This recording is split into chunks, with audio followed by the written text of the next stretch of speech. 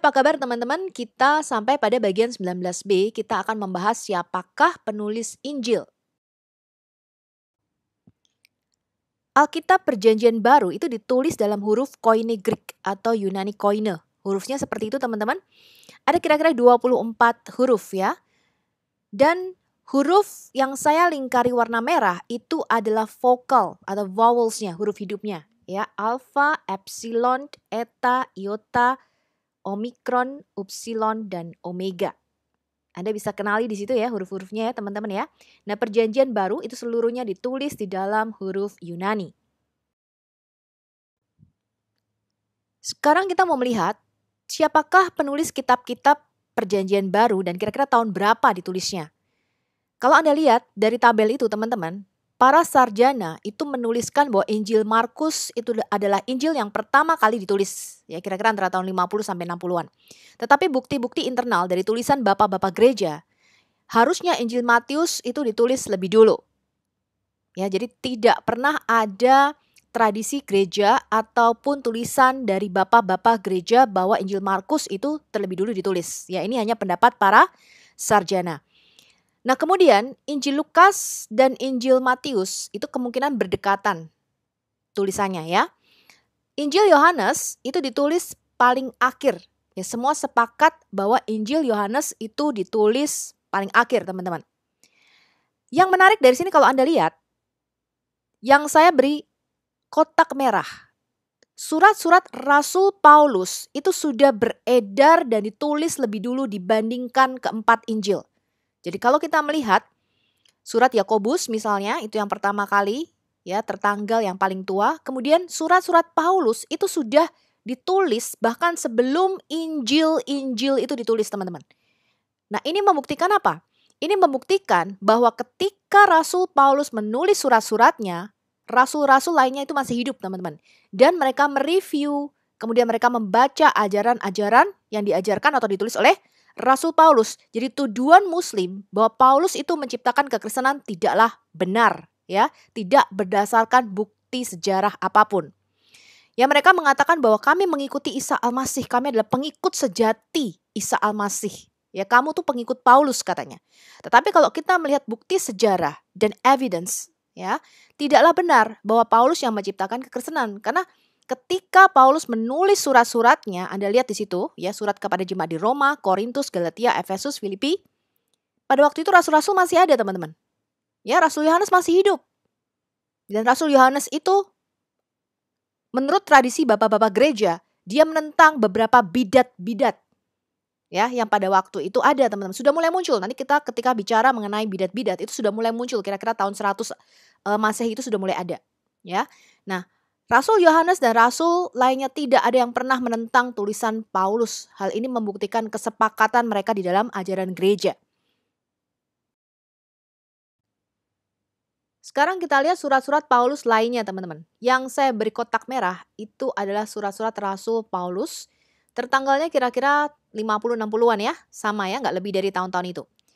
Surat kepada orang Ibrani, kemarin kita sudah membahas bahwa gereja mula-mula selalu memasukkannya di dalam kanon tulisan-tulisan Rasul Paulus. Ya, jadi walaupun para sarjana itu memperdebatkan siapakah penulis kitab Ibrani ini, tetapi bukti-bukti internal menyatakan bahwa gereja mula-mula itu selalu memasukkan surat kepada orang Ibrani ini di dalam kanonnya, di dalam kumpulan koleksi surat-surat Rasul Paulus. Ya, Rasul Paulus itu matinya kira-kira tahun 68 Masehi, mati syahid di penggal kepalanya. Jadi semua surat-suratnya harusnya kurang dari tahun 68 Masehi penulisannya, ya. Kemudian kita lihat di situ surat Rasul Yakobus. Ya, kira-kira tahun 45 49 berarti yang paling dulu ya, yang pertama kali ditulis kepada jemaat. Kemudian 1 2 Petrus, 1 sampai 3 Yohanes, Yudas dan kitab Wahyu. Kitab Wahyu ini kitab yang paling akhir, kemudian Rasul Yohanes mati. Nah, setelah Rasul Yohanes mati, ya karena Rasul Yohanes itu matinya paling akhir, surat-surat ataupun tulisan-tulisan setelah Rasul terakhir ini mati itu ditolak oleh gereja. Ya, jadi sudah tidak dalam zaman apostolik lagi. Jadi semua tulisan-tulisan di dalam Alkitab Perjanjian Baru itu harus ditulis pada zaman rasul-rasul masih hidup, teman-teman. Apakah Isa atau Yesus itu menulis Injil, teman-teman? Muslim naif berpikir Injil itu diturunkan kepada Isa seperti klaim Quran. Mereka bingung sendiri karena Isa ini adalah nabi bagi orang Yahudi. Quran menyatakan Allah tidak pernah mengutus nabi kecuali dari kaumnya dan bicara bahasa kaumnya sendiri. Mereka bingung jika ditanya kenapa nama bukunya Isa itu adalah Injil.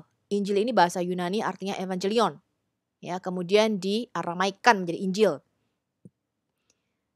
Mereka seringkali bingung dan mengklaim bahwa Allah itu mengirim kitab Injil dalam bahasa Arab kemudian diterjemahkan oleh Isa Al-Masih. Ya, ini imajinasi yang luar biasa ya. Nah, kenapa seperti itu teman-teman? Karena memang Quran itu adalah buku yang membingungkan, ya, tidak jelas. Muslim naif itu bingung kenapa penulis Injil ada 4.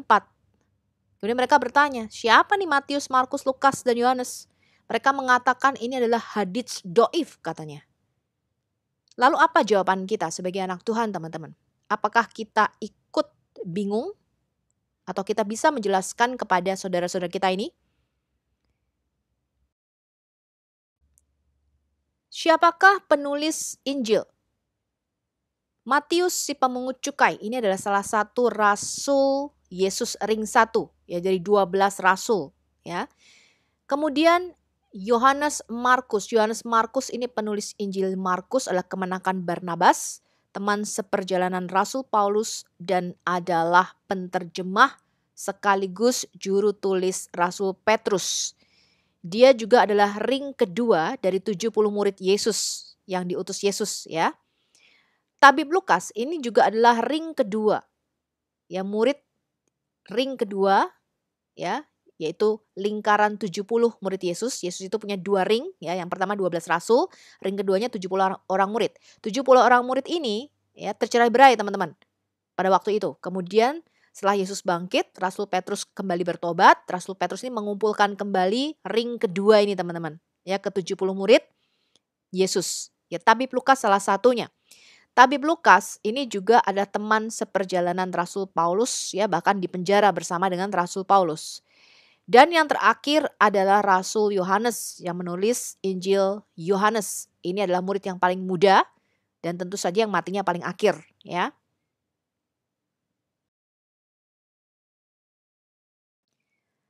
Lalu dari mana kita tahu teman-teman bahwa keempat Injil itu yang menulis adalah Matius si pemungut cukai, salah satu murid Yesus, kemudian Yohanes Markus, teman seperjalanan Paulus dan kemenakan Barnabas, kemudian Tabib Lukas dan Rasul Yohanes. Sementara mereka tidak menandatangani nama mereka di dalam kepenulisan Injil mereka.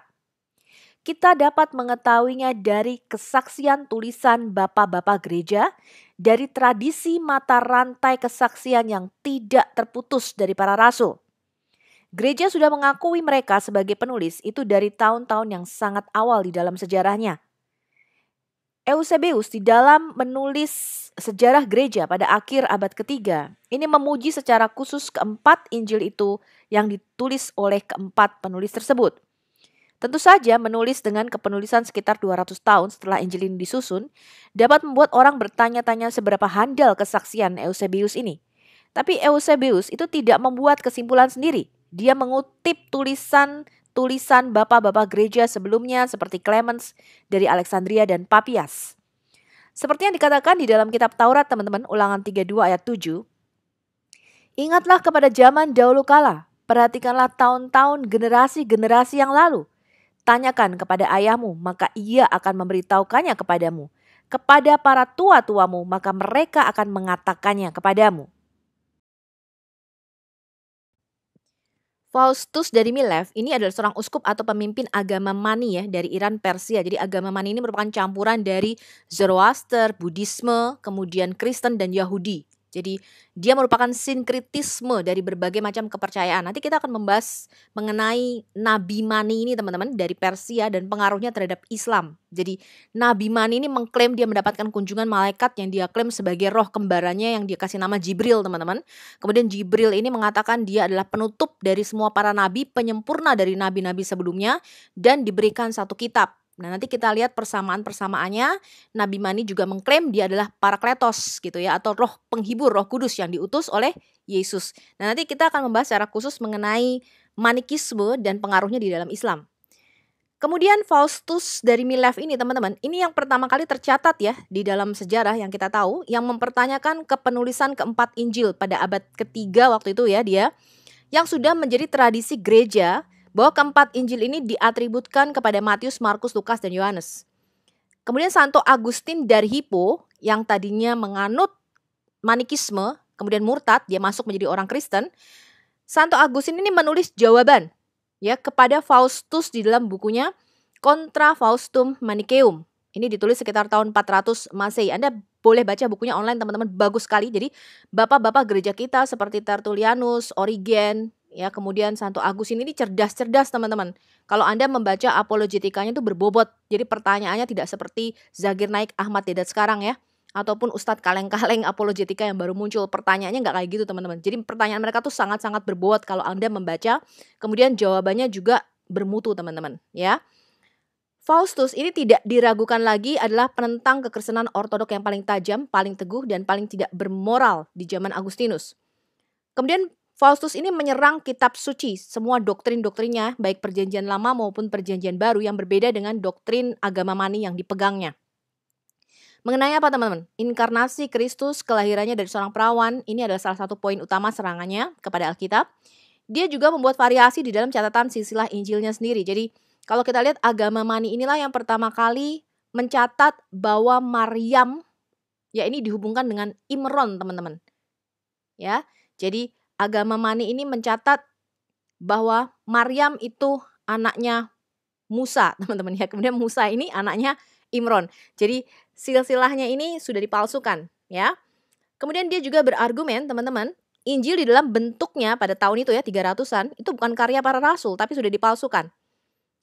Jadi tuduhan Alkitab dipalsukan bukan barang baru ya teman-teman ya. Dan sepanjang sejarah kita membuktikan Injil Alkitab itu tetap teguh ya di dalam klaimnya. Kemudian seluruh sistem perjanjian lama itu dia berlakukan dengan sangat hina. Dia menghujat para bapak-bapak leluhur kita, Musa, para nabi dan sebagainya ya atas dasar kehidupan pribadi mereka dan ajaran-ajarannya. Dia hujat itu ya para nabi. Kemudian sebagian besar keberatannya itu terhadap moralitas perjanjian lama yang saat itu sudah akrab digunakan pada zaman Santo Agustin. Jadi ini juga yang dipertanyakan kemarin oleh bidat-bidat lain seperti Marcion, ya, Basilides. Jadi mereka mengatakan nih Tuhan di dalam perjanjian lama ini adalah dewa yang jahat katanya, ya. Nah, kemudian jawaban dari Santo Agustin ini hanya memuaskan sebagian karena pandangan yang tidak sempurna ya tentang hubungan masa dispensasi antara perjanjian lama dengan perjanjian baru. Tetapi di zaman itu Santo Agustin ini menjawab dengan tulisannya yang pasti sangat-sangat efektif ya. Tulisan ini menarik teman-teman dari sudut pandang kritik Alkitab serta dari polemik melawan paham Maniisme ya atau Manikisme tadi ya. Santo Agustin itu mengatakan, mengapa tidak ada yang meragukan tulisan Hippokrates ya? Karena ada rantai kesaksian yang tidak terputus dari buku-bukunya sejak zaman Hippokrates sampai pada zaman murid-muridnya, pada zaman dia ya. Dan ini membuatnya menjadi tidak masuk akal kalau kita menyangkal bahwa itu adalah tulisan Hippokrates.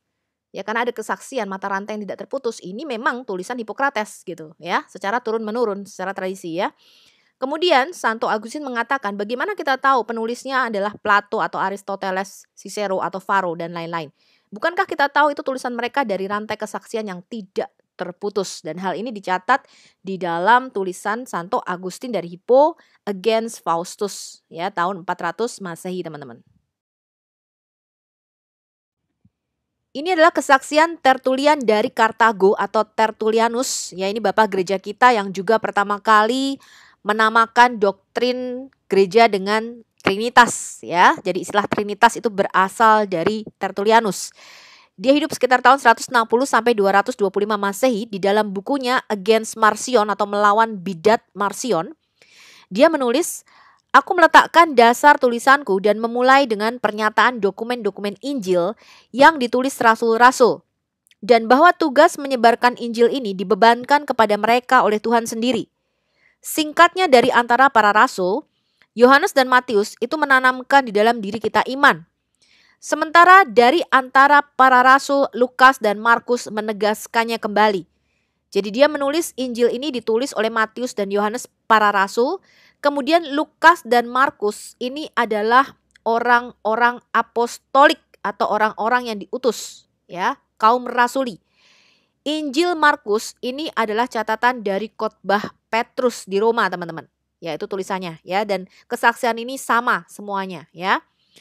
Injil-injil itu ditulis dengan mengatakan fakta yang sama tentang Yesus, termasuk kelahirannya dari perawan dan bahwa dia menggenapi semua nubuatan-nubuatan. Injil-injil itu memakai nama mereka dari zaman dulu dan bahwa gereja menjamin bahwa itu adalah tulisan mereka dan bukan orang lain. Ya, ini kata Tertullian. Jadi yang namanya bidat-bidat itu sudah muncul, teman-teman, dari mulai sejak zaman para rasul. Bahkan di dalam suratnya Rasul Yohanes itu menentang antikris-antikris yang sudah mulai muncul pada waktu itu. Jadi tidak heran ya, akhirnya muncul aliran-aliran misalnya Saksi Yehova, kemudian Gereja Mormon, kemudian nanti kalau kita lihat ajaran agama Mani, ya itu semua sinkritisme. Jadi menyatukan filsuf-filsuf, ya, kecampur antara doktrin Yunani, filsuf-filsuf Yunani, kemudian Zoroaster, agama-agama lain masuk. Termasuk di dalamnya adalah Islam, teman-teman. Jadi Islam ini merupakan salah satu heresi atau salah satu bidat, ya, di dalam agama Kristen. Kita lihat yang namanya Marcion, teman-teman. Marcion ini percaya bahwa ilah di dalam perjanjian lama ini adalah ilah pencipta yang jahat yang datang untuk dihancurkan oleh Yesus. Marcion percaya bahwa ilah jahat ini sebenarnya mengungkapkan kehendaknya melalui perjanjian lama. Karena itu dia percaya pada inspirasi perjanjian lama adalah dari sumber-sumber ilahi, meskipun dari sumber yang jahat. Dia itu membuat kanon kitabnya sendiri, teman-teman. Dia hanya menerima Injil menurut Lukas dan surat-surat Paulus, jadi dia menolak Injil-Injil lainnya. Pada waktu itu Marcion adalah orang yang cukup kaya pada zamannya, sehingga dia juga mempunyai beberapa pengikut, teman-teman, ya. Marcion ini dianggap bidat, ya, disebut anak sulung iblis, ini bersama dengan Basilides pada abad pertama.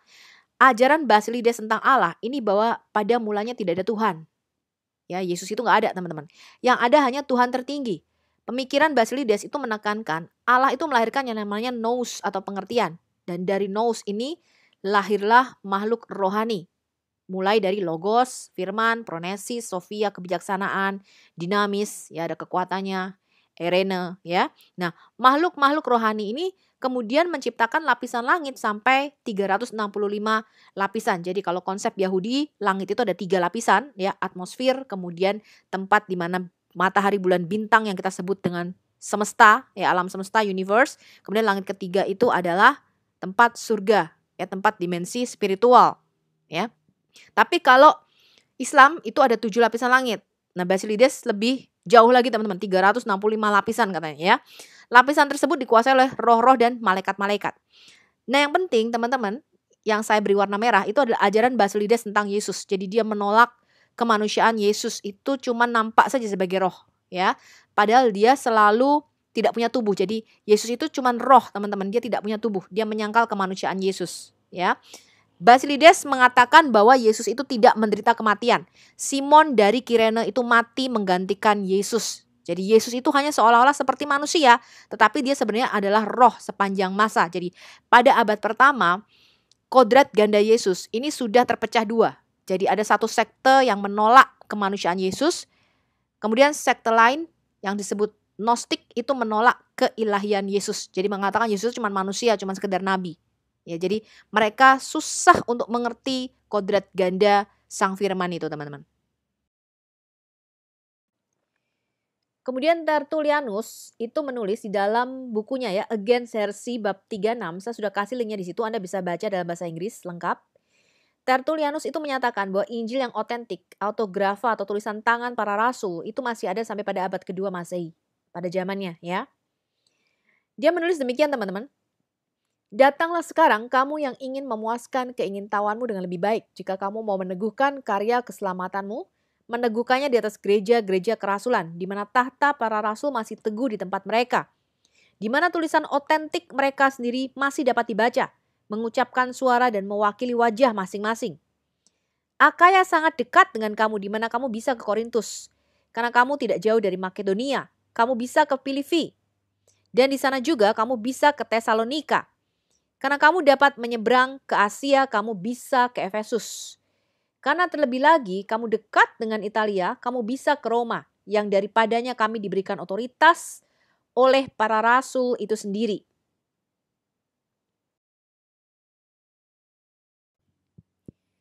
Kemudian kita mau baca kesaksian Clement dari Alexandria 150 sampai 215 Masehi. Di dalam presentasi singkatnya tentang surat Kanon 1 Petrus 5 ayat 13, ya, Clement menyatakan demikian.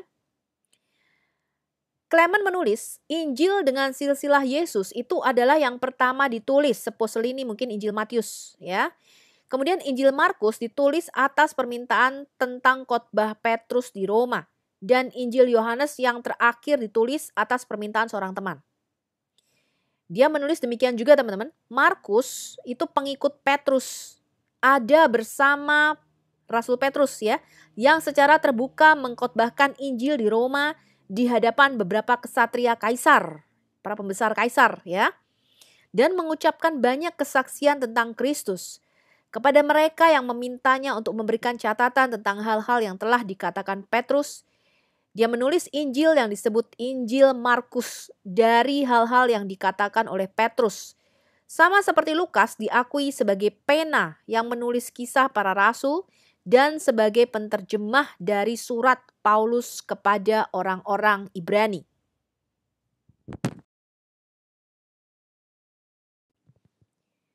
Clemens dari Alexandria itu hidup 100 tahun sebelum Eusebius ya.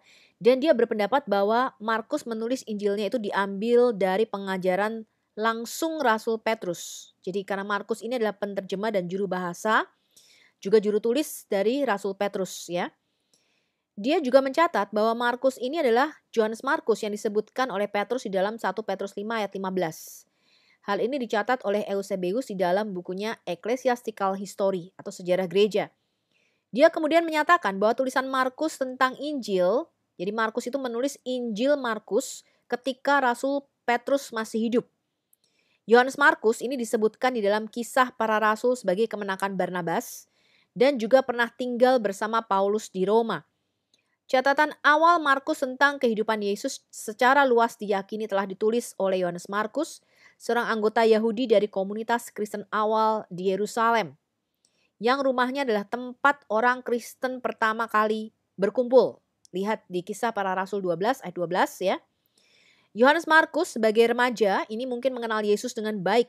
Ruang atas tempat perjamuan terakhir Yesus diadakan sangat mungkin ya ini berada di rumah Markus karena dia ini orang kaya ya. Banyak ahli berpendapat bahwa pemuda yang dikatakan Markus melarikan diri dari Taman Getsemani ketika Yesus ditangkap ya, ini adalah dirinya sendiri. Lihat di Markus 14 ayat 51 sampai 52. Jadi catatan bapak-bapak gereja kita juga mendukung hal ini teman-teman. Ya. Kemudian kemarin kita sudah membahas catatan bapak gereja kita Hippolytus bahwa Yohanes Markus ini adalah ring kedua dari 70 murid Yesus. Jadi dia mengikuti Yesus pada masa mudanya kemudian tercerai-berai. Rasul-rasul ini ya. Dan Rasul Petrus itu menyatukan kembali ke 70 murid Yesus yang sudah tercerai-berai itu.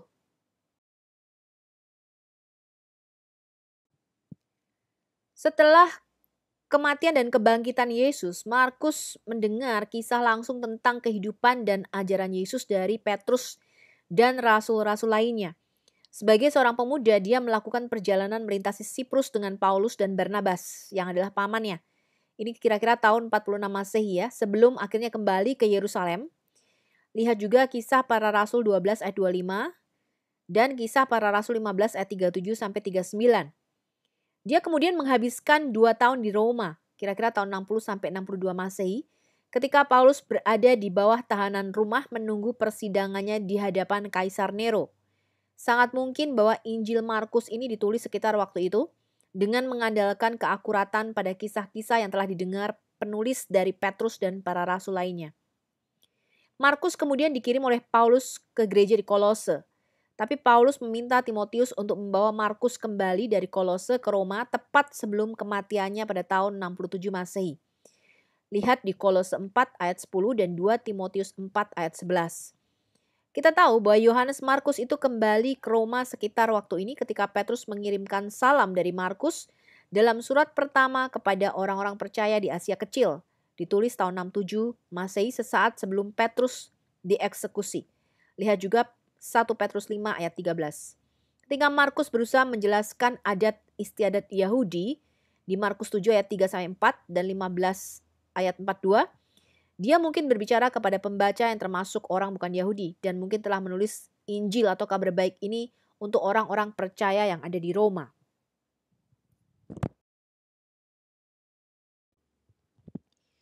Kemudian kesaksian Irenaeus dari Lyons. Dia menulis di dalam bukunya Against Heresies, ya, kira-kira tahun 180 Masehi, dicatat juga oleh Eusebius di dalam bukunya Ecclesiastical History. Irenaeus ini menulis seperti ini, teman-teman. Jadi Matius itu mengeluarkan Injil tertulis di antara orang-orang Yahudi di dalam gaya Yahudi mereka sendiri. Jadi dipercaya ada Injil dalam bahasa Aramaik ataupun Ibrani, tapi ini tidak pernah ditemukan. Para ahli menyebutnya sebagai the Q document, jadi naskah asli di mana Injil Markus maupun Lukas ini menyalinnya, ya, katanya demikian. Tetapi ini hanya teori, teman-teman, ya, kita tidak mempercayai hal itu karena memang tidak ada bukti tertulis, ya. Mungkin dia menulis di dalam dialek Yahudi karena Injil Matius ini kan mengutip banyak sekali nubuatan di dalam Perjanjian Lama, tapi hurufnya tetap dia menulis dalam huruf Yunani pada waktu itu, ya. Dikatakan ketika Petrus dan Paulus sedang memberitakan Injil di Roma. Jadi ketika Matius menulis Injilnya, Rasul Petrus, Paulus itu masih hidup, ya. Masih mendirikan gereja, jadi membuka banyak sekali jemaat-jemaat gereja pada waktu itu. Tetapi setelah kematian mereka, jadi Petrus, Paulus mati, Markus sendiri, murid dan juru tulis Petrus itu juga menyerahkan kepada kita secara tertulis apa yang telah dinyatakan oleh Petrus. Jadi bukti-bukti internal menyatakan harusnya Injil Matius ini ditulis lebih dulu. Ya, tidak ada sejarahnya Injil Markus ini ditulis lebih dulu. Itu hanya pendapat para ahli, ya. Kemudian kita membaca lagi, teman-teman. Dan Lukas, pengikut Paulus, itu memaparkan dalam sebuah buku Injil yang dinyatakan olehnya. Belakangan Yohanes murid Tuhan dan yang bersandar di dadanya juga menulis Injil ketika tinggal di Efesus, Asia. Jadi Irenaeus, Tertullianus, ya, Clement dari Alexandria itu sepakat mengasosiasikan keempat Injil itu dengan Matius si pemungut cukai, Yohanes Markus, ya, juru tulis murid Petrus kemenakan Barnabas, kemudian tabib Lukas yang orang Yunani dan Rasul Yohanes. Jadi tidak ada yang bertentangan kesaksiannya.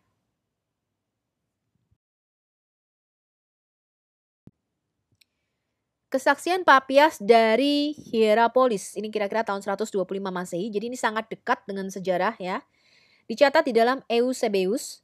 Papias, uskup Papias ini menulis seperti ini, teman-teman. Jadi Matius itu menulis nubuat atau logia, ya, logia ini perkataan-perkataan ilahi di dalam dialek bahasa Ibrani. Dan setiap orang menafsirkannya sesuai kemampuannya. Ini yang tadi dikatakan para ahli menyebutnya sebagai Q dokumen, walaupun kita tidak menemukan bukti bahwa Q dokumen, ya, atau Injil Matius dalam bahasa Ibrani itu ada. Kemudian Markus setelah menjadi penterjemah Petrus itu menulis dengan akurat meskipun tidak secara berurutan apapun yang diingatnya tentang hal-hal yang dikatakan atau dilakukan oleh Kristus. Karena dia tidak mendengar Tuhan atau mengikutinya, tetapi setelah itu seperti yang saya katakan dia mengikuti Petrus yang menyesuaikan pengajarannya dengan kebutuhan para pendengarnya. Tetapi tanpa niat untuk memberikan catatan yang berhubungan dengan khotbah-khotbah Tuhan. Sehingga Markus tidak melakukan kesalahan sementara dia menulis beberapa hal ketika dia mengingatnya. Karena Markus, ya, dia tuh sangat berhati-hati terhadap satu hal untuk tidak menghilangkan hal-hal yang telah dia dengar dan tidak menyatakan salah satu dari hal-hal itu secara salah. Jadi Papias mengatakan Rasul Matius, ya, dan Yohanes Markus ini menulis dengan sangat hati-hati, teman-teman. Sehingga jangan sampai dia salah tulis gitu, ya.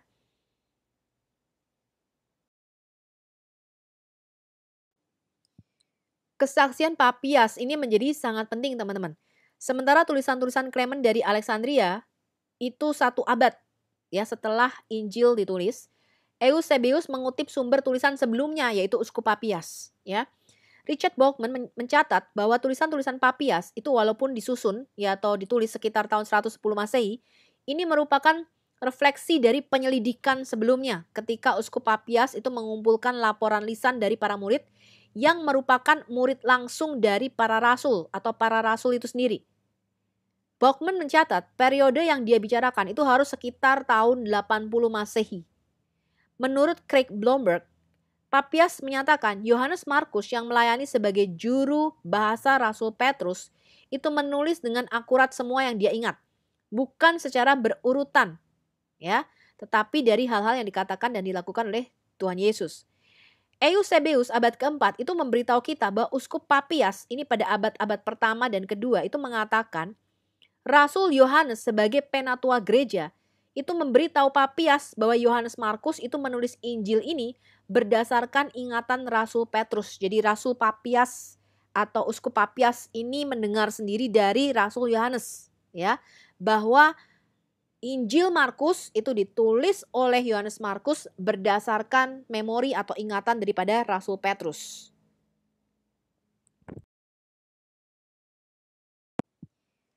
Injil Matius itu secara tradisional diyakini ditulis oleh Lewi, ya. Matius si pemungut cukai, seorang Yahudi dari Galilea yang memungut pajak untuk orang Romawi. Nama Yunaninya adalah Matius, Matiyahu, ya. Lihat di Matius 9 ayat 9 sampai 13 dan Markus 2 ayat 13 sampai 17. Dia adalah salah satu rasul pertama Yesus, lingkaran dekatnya yang terdiri dari 12 pengikut atau murid, ya.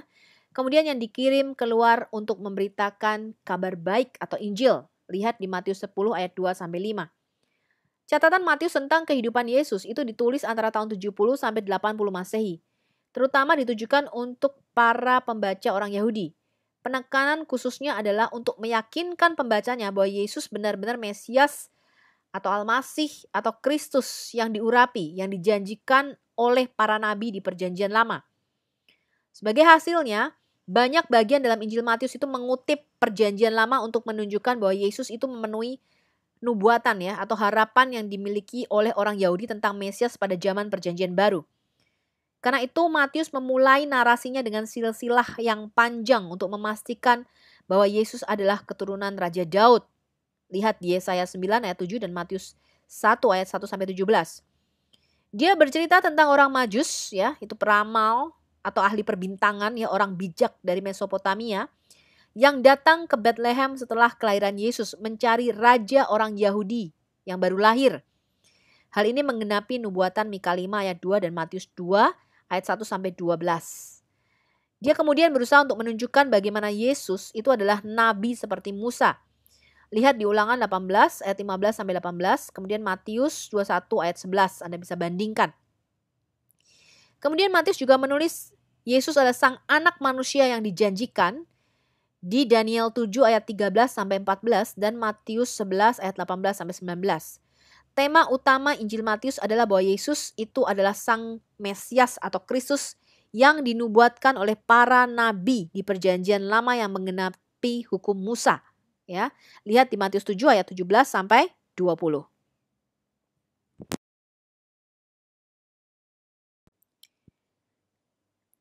Testimoni kesaksian selanjutnya, teman-teman, kanon Muratorian. Kanon Muratorian ini kira-kira dikompil, ya, tahun 175 Masehi. Halaman pertama dari kanon ini hilang.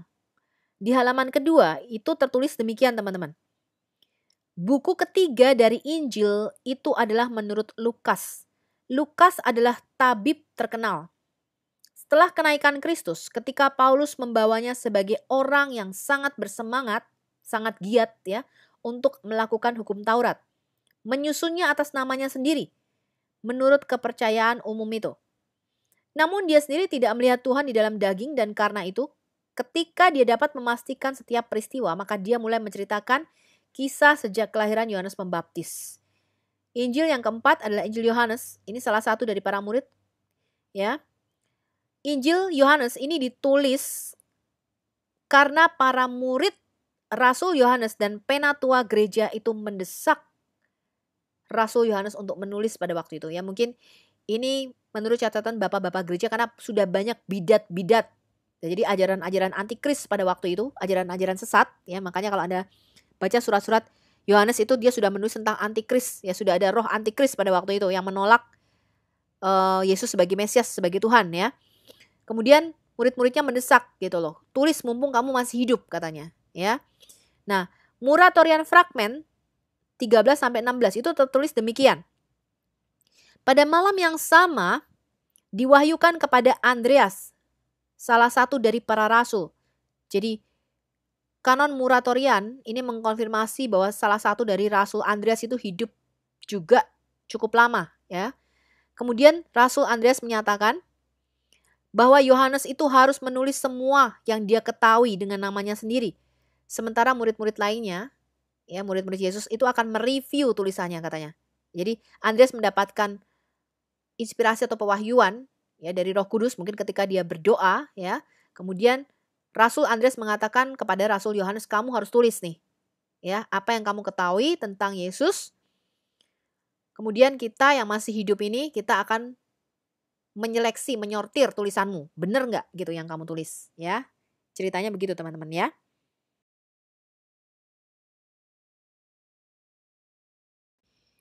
Ini adalah kesaksian dari Justin Martyr teman-teman. Kira-kira tahun 150 Masehi. Dia menulis orang-orang Kristen itu memiliki memoir tentang kehidupan Yesus ya yang disebut juga dengan Injil. Injil-Injil itu ditulis oleh para rasul dan pengikut-pengikutnya. Tulisan itu memberitahu kita beberapa kejadian seperti orang-orang Majus pada saat kelahirannya. Ini eksklusif ada di Injil Matius. Ya, kemudian mengenai penderitaan Yesus di Taman Getsemani. Ini adalah eksklusif di Injil Lukas. Jadi Justin Martyr memang tidak menyebutkan ya Injil Matius, Markus atau Lukas, tetapi dia hanya menulis ada kejadian orang-orang Majus gitu ya.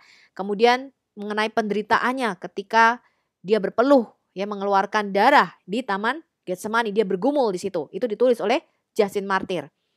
Kemudian murid Justin Martyr ini yang bernama Tatian itu membuat harmoni dari keempat Injil yang disebut dengan diatesaron. Diatesaron ini artinya dibuat dari 4. Jadi diatesaron itu disebut juga harmoni Injil atau Injil campuran. Dibuat tahun 150 sampai 160 Masehi teman-teman. Para ahli pertama meragukan teman-teman. Mereka mengatakan Injil Yohanes ini pasti belum ditulis nih pada waktu diatesaron ini dibuat. Tetapi ternyata ketika tahun 1888 ditemukan salinan dari diatesaron dan diterjemahkan, maka Injil diatesaron ini dibuka dengan kalimat dari Injil Yohanes teman-teman. Ya, pada mulanya adalah firman, firman itu bersama-sama dengan Allah dan firman itu adalah Allah. Ia pada mulanya bersama-sama dengan Allah, segala sesuatu dijadikan oleh Dia dan tanpa Dia tidak ada sesuatu pun yang telah jadi dari segala yang telah dijadikan. Di dalam Dia ada hidup dan hidup itu adalah terang manusia. Jadi diatesaron ini merupakan campuran dari keempat Injil itu yang tulisannya tuh diharmonisasikan. Jadi peristiwa-peristiwanya itu digabungkan teman-teman. Ya, Yesus lahir, kemudian dibaptis, pelayanannya dan sebagainya. Sampai kematian dan kebangkitan Yesus.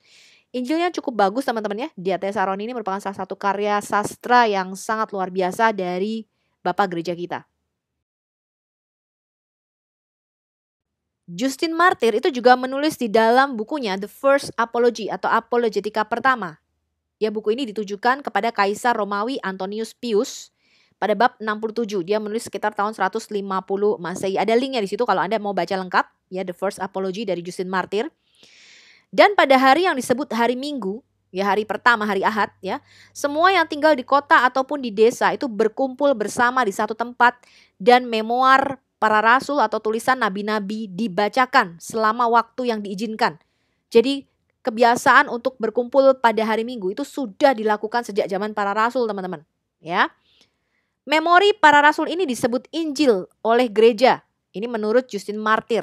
Dan keempat Injil itu sudah diedarkan secara luas di antara semua jemaat. Ya, kalau kita baca di Kisah Rasul 20 ayat 7 pada hari pertama dalam minggu itu, ketika kami berkumpul untuk memecah-mecahkan roti, Paulus berbicara dengan saudara-saudara di situ karena ia bermaksud untuk berangkat pada keesokan harinya. Pembicaraan itu berlangsung sampai tengah malam. Jadi sudah sejak zaman para rasul itu ibadatnya hari Minggu ya, hari pertama untuk memperingati kebangkitan Yesus pada waktu itu.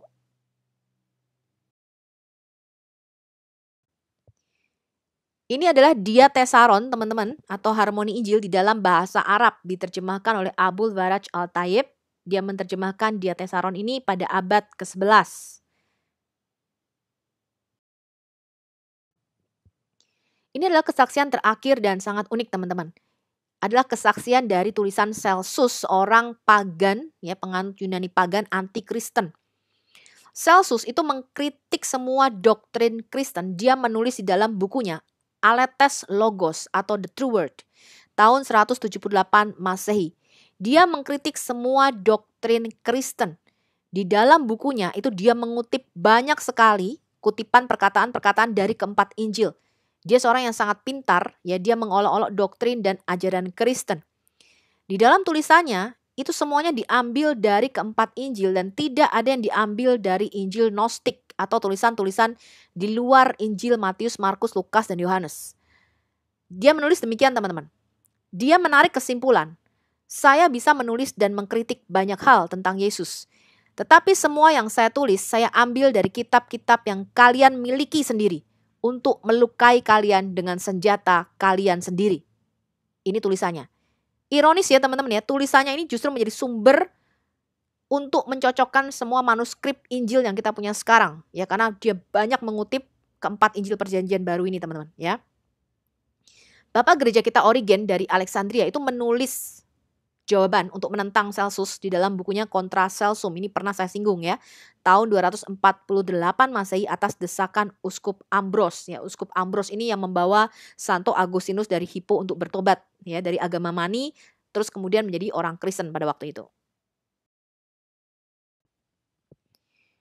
Injil Lukas itu ditulis oleh tabib Lukas. Dia adalah seorang dokter non-Yahudi, jadi keturunan Yunani. Ya, dia merupakan teman dekat Rasul Paulus. Dia setia selalu mengikuti kemanapun Rasul Paulus pergi, bahkan di penjara ya bersama dengan Rasul Paulus. Dia adalah satu-satunya penulis non-Yahudi yang karyanya itu ditemukan di dalam Alkitab. Ya, dia menulis Injil Lukas dan Kisah Para Rasul. Jadi semua penulis Alkitab itu adalah orang Yahudi, kecuali tabib Lukas ya. Dia pertama kali itu bertemu dengan Paulus tahun 51 Masehi di Troas di dalam perjalanan misinya yang kedua. Kemudian tabib Lukas itu menulis di Kisah Para Rasul 16 ayat 11 kata kita, jadi dia memasukkan dirinya sendiri di dalam kisah itu. Kemungkinan besar dia tinggal di Filipi, di mana dia tinggal setelah Paulus dan Silas dipaksa untuk pergi. Ya, ini Anda bisa lihat di Kisah Para Rasul 16 ayat 40. Lukas ini adalah murid Yesus dalam ring kedua yang ditulis oleh Hippolytus. Jadi bapak-bapak gereja kita menulis bahwa tabib Lukas ini juga tidak menikah ya, sama seperti Paulus. Dia seorang yang sangat saleh, sangat setia dan sangat taat.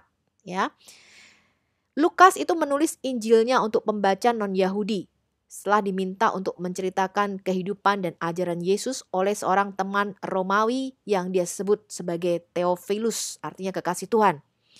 Lihat di Lukas 1 ayat 1-4. Jadi dua kitabnya yaitu Injil Lukas dan Kisah Para Rasul ini ditujukan kepada Theophilus. Lukas ini menekankan bahwa Yesus adalah juru selamat seluruh umat manusia. Apapun latar belakang mereka, jenis kelamin atau kebangsaan mereka. Dia menulis juga buku kedua untuk Theophilus, yaitu yang kita kenal dengan Kisah Para Rasul. Ya, lihat di Kisah Para Rasul 1 ayat 1-2. Tabib Lukas itu adalah seorang warga negara Romawi yang berdarah Yunani ya. Kemudian dia menemani Paulus dari Filipi ke Yerusalem tahun 57 Masehi. Jadi Lukas ini adalah orang yang saleh. Ya, dikatakan dia adalah orang yang sangat saleh. Dia tidak menikah ya. Dia juga mengikuti Paulus. Sama dengan Paulus tidak menikah ya. Dan mereka tuh sama-sama di penjara teman-teman. Jadi sangat setia Lukas ini ya mengikuti Rasul Paulus pada waktu itu menjadi muridnya ya. Kemudian dia mengikuti Paulus tahun 57 ke Yerusalem setelah perjalanan utusan Injilnya yang ketiga. Kita bisa membacanya di Kisah Para Rasul 20 ayat 6. Dia tinggal selama 2 tahun dengan orang-orang percaya di Yerusalem dan Kaisarea.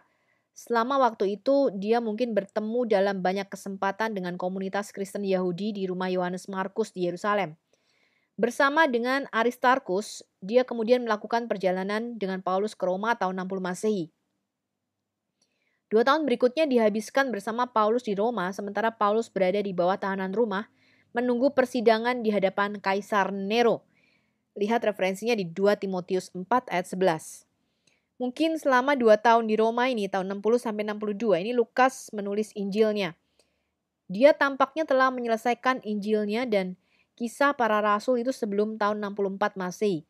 Karena kisahnya tentang kegiatan para rasul itu berakhir sebelum api besar di Roma tahun 64 Masehi. Jadi Kaisar Nero itu membakar Ya, kita lihat sejarah. Kaisar Nero membakar kota Roma pada waktu itu terjadi kebakaran yang besar dan dia menimpakan kesalahannya kepada orang Kristen. Kebakaran ini terjadi tahun 64 Masehi ya. Kemudian juga sebelum pecahnya perang Yahudi yang pertama yaitu kira-kira tahun 66 Masehi. Karena kisah para rasul itu tidak menyebutkan tentang hasil banding Paulus kepada Nero yang didengar di tahun 62 Masehi. Jadi ini mungkin ditulis sebelum hasilnya diketahui ya. Irenaeus, Clement dari Alexandria, Tertullianus, Origen, dan yang lainnya semuanya ini mencantumkan tabib Lukas sebagai penulis Injil. Lukas ini adalah murid Yesus ring kedua di dalam catatan Hippolytus.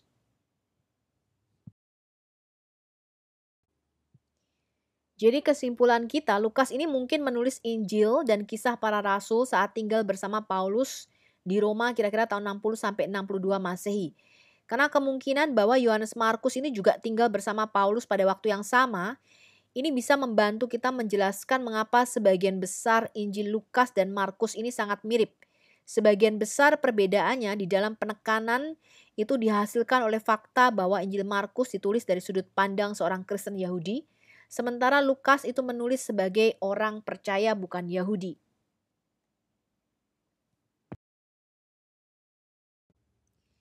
Injil Yohanes ini sangat berbeda dari ketiga Injil lainnya. Jadi kalau Matius, Markus, Lukas itu disebut Injil sinopsis atau sinoptik karena mirip ya. Yohanes itu melihat Yesus dari sisi yang berbeda atau sudut pandang yang berbeda. Secara tradisi, Injil Yohanes ini diyakini ditulis oleh Rasul Yohanes. Ini adalah Rasul Yesus yang paling muda, salah satu lingkaran dekat Yesus dari ke-12 Rasul. Pada tahun 85 Masehi, Yohanes ini memimpin komunitas Kristen di Efesus. Dia menjadi soko guru jemaat dan rasul terakhir pada waktu itu. Dia adalah seorang laki yang sudah tua pada waktu tahun 85 Masehi. Dia menulis Injil ini didesak oleh murid-muridnya, ya. Karena Injil Yohanes ini ditulis untuk mengecam atau menyangkal ajaran sesat atau bidat-bidat yang kita kenal dengan nama Gnostisisme. Ya, ajaran Gnostik, teman-teman, ya. Nah, ajaran Gnostik ini mengajarkan bahwa Yesus itu adalah manusia tapi tidak ilahi. Jadi kalau Basilides ya, itu mengajarkan bahwa Yesus itu sepenuhnya roh, ya. Dia bukanlah manusia nih, cuman bayang-bayang aja tuh. Jadi dia tidak pernah mati, dia tidak pernah disalibkan, ya. Dia tidak pernah menderita. Dia menyangkal kemanusiaan Yesus. Tapi kalau ajaran Gnostik ini beda. Dia menyangkal keilahian Yesus, teman-teman. Nah, Yohanes itu memulai Injilnya untuk menunjukkan bahwa Yesus itu adalah Allah sendiri, Yud-He-Vav-He itu sendiri yang mengambil rupa manusia. Dia mempunyai dua kodrat, ya.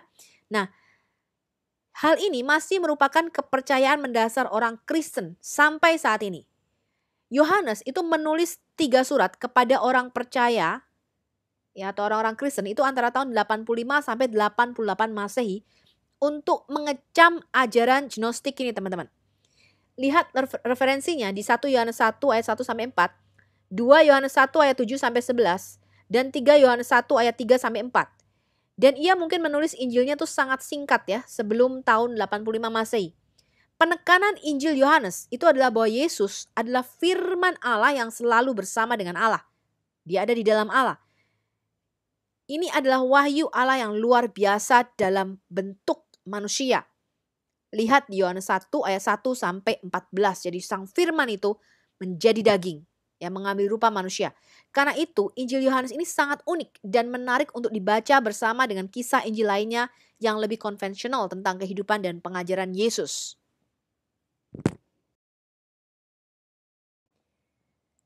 Yohanes itu adalah rasul terakhir. Ya, jadi dia mati paling akhir. Ini adalah Yohanan anak Zebedius.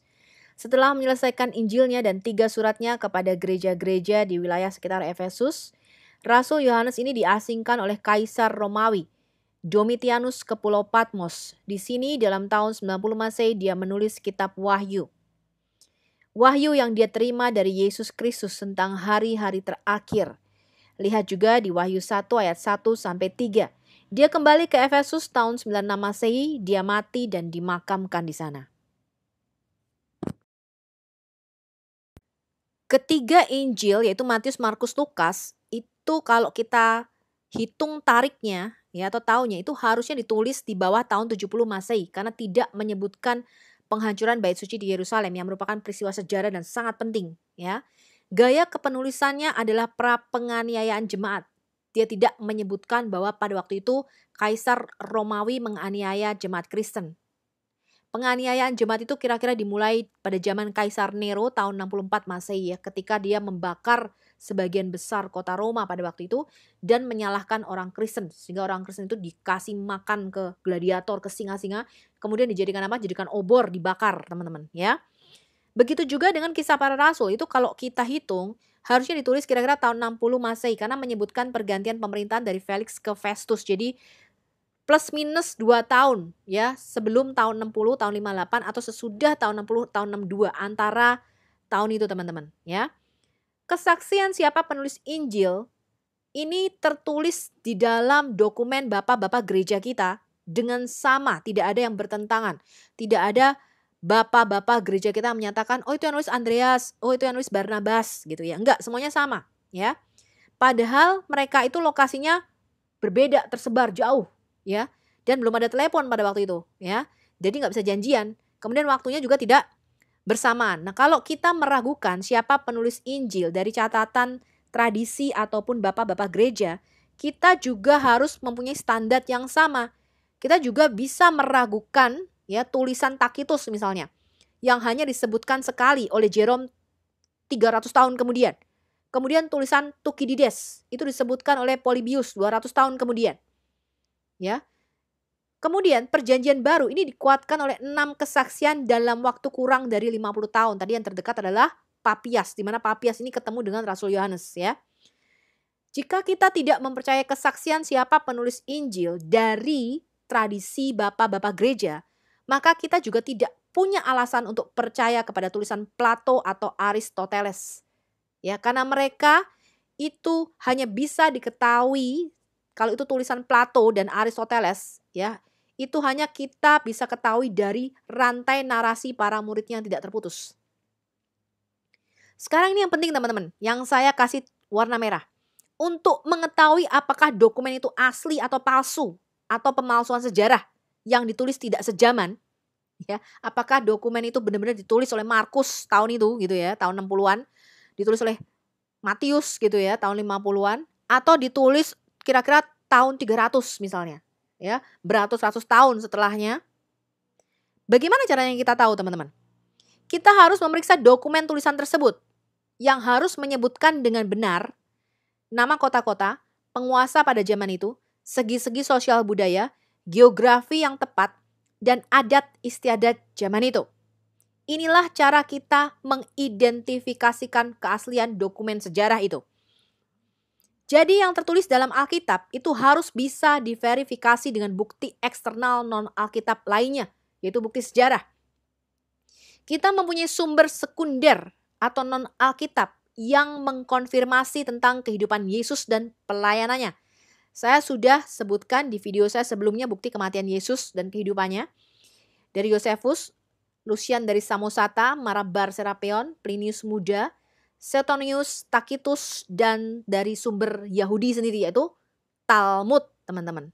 Ya, sumber arkeologi yang mendukung tulisan Alkitab itu banyak sekali. Ada 25.000 penemuan arkeologi. Kita nggak akan bahas satu-satu ya. Nanti setelah kita membahas Alkitab, kita akan tunjukkan bukti arkeologi yang bersesuaian aja ya. Alkitab itu koheren atau sejalan dengan sejarah kuno masa itu. Nah, kita akan membahasnya ketika kita go through the Bible satu-satu ya. Kita akan menggunakan standar yang sama di dalam pengujian Injil Barnabas yang dipakai oleh Muslim untuk menyerang Kristen dan Quran. Kita akan terapkan standar yang sama, kritik tekstual dan bukti-bukti sejarah ya, yang sama kepada Injil Barnabas dan Quran seperti yang sudah kita kenakan pada Alkitab. Are you ready?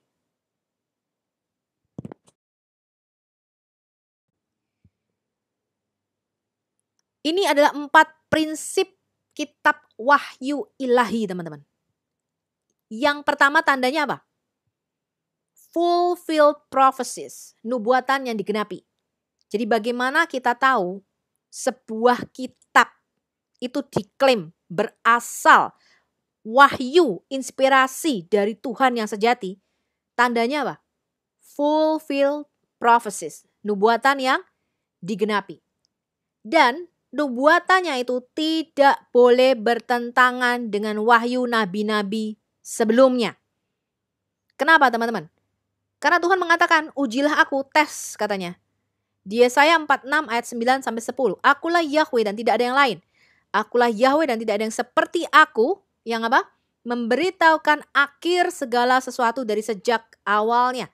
I am God, I declare the end from the beginning. Ini adalah prinsip kitab disebut kitab ilahi. Jangan lupa ya teman-teman ya. Ini ayat hafalan kita kalau Anda ditanya oleh Muslim. Tuhan berkata, sejak zaman dulu, sejak purbakala, ketika hal-hal itu belum terjadi, aku sudah memberitahukannya. Keputusanku akan sampai dan segala kehendakku akan kulaksanakan. Ya, jadi Tuhan berkata ini, aku yang berjanji, aku yang menepati katanya. Ya, nggak seperti lagu, kau yang berjanji, kau yang mengingkari. Kalau Tuhan nggak gitu teman-teman. Dia berjanji, ya, dia declare dulu. Tandanya apa? Aku akan mengenapinya. Ya, nah itu adalah tanda bahwa kitab itu berasal dari Tuhan. Tandanya dia seorang nabi apa? Nubuatannya juga sampai digenapi. Tuhan berkata apa? Bagaimana kamu tahu dia nabi sejati atau nabi palsu? Kalau nubuatannya itu yang pertama di dalam nama ilah lain, dia pasti nabi palsu. Ya kalau dia bernubuat di dalam nama Allah lain, bukan dalam nama aku kata Tuhan, dia pasti nabi palsu. Yang kedua, kalau dia bernubuat di dalam namaku tapi nubuatannya tidak terjadi, dia nabi palsu. Gitu cara ngeceknya ya teman-teman ya. Nah, kenapa harus dengan nubuatan teman-teman? Pertanyaannya. Karena Tuhan itu tinggalnya di luar dimensi ruang dan waktu. Jadi nanti kalau kita belajar prinsip dimension, ya, kalau kita manusia itu melihat masa lalu, masa sekarang dan masa depan itu sebagai sequence, sebagai kejadian yang berurutan. Tapi Tuhan enggak teman-teman. Tuhan itu berada di luar dimensi ruang dan waktu. Ketika dia melihat waktu, ya dia bisa melihat masa lalu, sekarang, dan masa depan itu secara bersamaan. Makanya Tuhan berkata apa? Aku lah Alfa dan Omega, yang awal dan yang akhir, yang sudah ada, artinya apa? Zaman dulu sudah ada. Ya, sebelum dunia ini ada, dia udah ada. Yang ada, yaitu apa? Present time, zaman sekarang. Dan yang akan terus ada. Di masa depan aku tetap ada. Jadi itu caranya Tuhan teman-teman. Ya, dia berkata bahwa apa? Aku tuh ada di masa lalu, masa sekarang, dan masa depan secara bersamaan. Jadi dia tuh sudah bisa ngelihat apa yang akan terjadi ke depannya teman-teman. Maha tahu dia. Ya. Yang kedua, apa prinsipnya suatu kitab itu disebut wahyu ilahi? Saksi-saksi mata. Ya, Tuhan berkata, kamulah saksi-saksiku. Tuhan aja perlu saksi kok. Ya. Yang ketiga, tidak bertentangan dengan fakta sejarah. Isinya harus koheren dan tidak bertentangan dengan kebenaran. Yang keempat, didukung oleh arkeologi.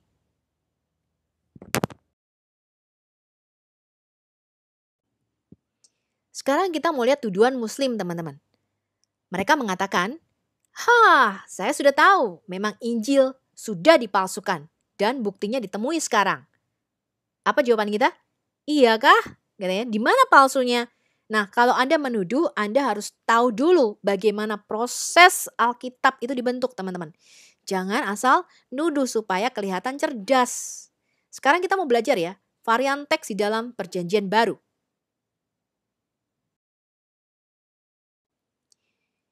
Kita sudah belajar teman-teman bahwa perjanjian lama, kemarin kita sudah belajar bagaimana caranya perjanjian lama itu ditransmisikan atau diwariskan kepada kita ya. Kemudian bagaimana ditulisnya, siapa yang menulis, variasinya apa saja, kita sudah belajar itu. Ya, Anda bisa lihat video saya sebelumnya. Begitu juga dengan perjanjian baru, ternyata bukunya itu nggak turun dari langit. Tapi disalin terus menerus teman-teman, ditransmisikan dengan cara ditulis oleh tangan. Nah, berapa sih varian teks di dalam perjanjian baru? Kalau kita hitung teman-teman, ada sekitar 140.000 kata di dalam Alkitab perjanjian baru dengan sekitar 400.000 variasi perbedaan teks. Wow. Berarti perbedaannya jauh lebih banyak daripada isinya. Ya, 400.000 dihitung teman-teman. Nah, waktu belum ada mesin cetak Gutenberg, tahun berapa? 1440, Gutenberg, Johannes Gutenberg, orang kafir ya, menemukan mesin cetak. Tahun 1542 Alkitab dicetak. Ya, Alkitab adalah buku yang pertama kali dicetak, teman-teman, ya. Semua manuskrip itu disalin tangan sampai pada abad pertengahan, ya, sekitar tahun 1500. Hampir setiap jemaat itu membuat salinannya di katakom ya. Mereka sembunyi-sembunyi nih kalau mau nyatet Alkitab, ya. Seberapakah perbedaan variasi manuskrip ini mengubah arti kalimat aslinya? Dan apa dampaknya, ya, kepada iman Kristen kita? Nah, dari 400.000 perbedaan variasi teks di dalam Perjanjian Baru, ini bisa dibagi menjadi 4 kelompok varian teks. Kelompok yang pertama, ya, itu adalah perbedaan ejaan. 75% dari 400.000, artinya sekitar 300.000 varian itu merupakan perbedaan ejaan. Contohnya nih, honor di dalam bahasa Inggris atau terhormat itu ya, bisa ditulis 2 teman-teman. Versi British style atau American style, ya. Anda bisa menulis dengan honor tanpa huruf U atau honor, ya. Jadi British style itu kan gayanya lebih apa ya? Lebih halus gitu, ya. Tetapi artinya sama, teman-teman. Tetap apa? Terhormat. Misalnya nih, perbedaan ejaan tuh kayak Sukarno dengan U dan Soekarno. Ya, yang satu nulisnya pakai U, satu pakai OE. Nah, itu sudah dihitung perbedaan, teman-teman. Tetapi kan artinya sama, bacanya sama. Anda tahu itu artinya apa, ya? Perbedaan varian teks yang masuk di dalam kelompok ini itu adalah 75% dari 400.000 perbedaan tadi. Kemudian kelompok yang kedua yang masuk di dalam varian teks kelompok kedua, ini sekitar 15% dari 400.000 perbedaan teks di dalam Perjanjian Baru. Variasinya itu adalah dalam sinonim Yunani dan transposisi. Sinonim itu persamaan kata. Misalnya gini teman-teman. Kalau kita mau ngomong bahasa Inggris nih ya, saya kasih contoh bahasa Inggris. Shut the door dan close the door. Ini kalau diterjemahkan ke dalam bahasa Indonesia artinya sama nggak? Sama, tutup pintu gitu ya. Tapi yang satu pakai kata shut, yang satu pakai kata close. Nah, itu bedanya teman-teman. Ya, tetapi artinya tetap sama gitu loh. Mau diterjemahkan juga artinya sama, ya. Tutup pintunya gitu. Tapi yang satu pakai kata shut, satu pakai kata close. Itu sebagai contoh, ya. Transposisi ini adalah katanya tuh terbalik, teman-teman. Ya, jadi yang termasuk dalam kategori ini tuh katanya itu urutannya nggak sama gitu, ya. Urutan katanya tuh terbalik gitu, ya. Nah, yang termasuk di dalam variasi teks kelompok kedua ini signifikan tapi tidak mengubah arti gitu ya teman-teman ya. Jadi perbedaannya tuh signifikan tadi ya, misalnya shut atau close. Jadi nanti kalau kita lihat di dalam video 19C kita akan membahas satu-satu. Itu kalau diterjemahkan artinya sama teman-teman. Cuman tulisan di dalam bahasa Yunani itu memang beda gitu loh, ya. Tapi kalau diterjemahkan artinya tetap sama di dalam bahasa Indonesia. Ya, kita masih bisa mengerti arti kalimat tersebut. Kelompok variasi ini mencakup perbedaan ejaan, perubahan urutan kata, dan sinonim. Jadi, misalnya beberapa manuskrip Yunani itu mengeja Yohanes dengan 2N. Yang lain mengejanya dengan 1N. Nah, ini sudah kita hitung perbedaan karena nggak sama persis, ya. Tapi ya Yohanes bacanya gitu. Cuma satunya Yohanes, satunya Yohanes gitu ya. Pakai N-nya double. Nah, ketika diterjemahkan ke dalam bahasa Inggris ya itu adalah John gitu ya. Diterjemahkan dalam bahasa Indonesia tetap aja Yohanes gitu ya. Nah, perbedaan ejaan umum lainnya di dalam teks-teks Yunani ini adalah artikel nu. Jadi ini adalah definite artikel.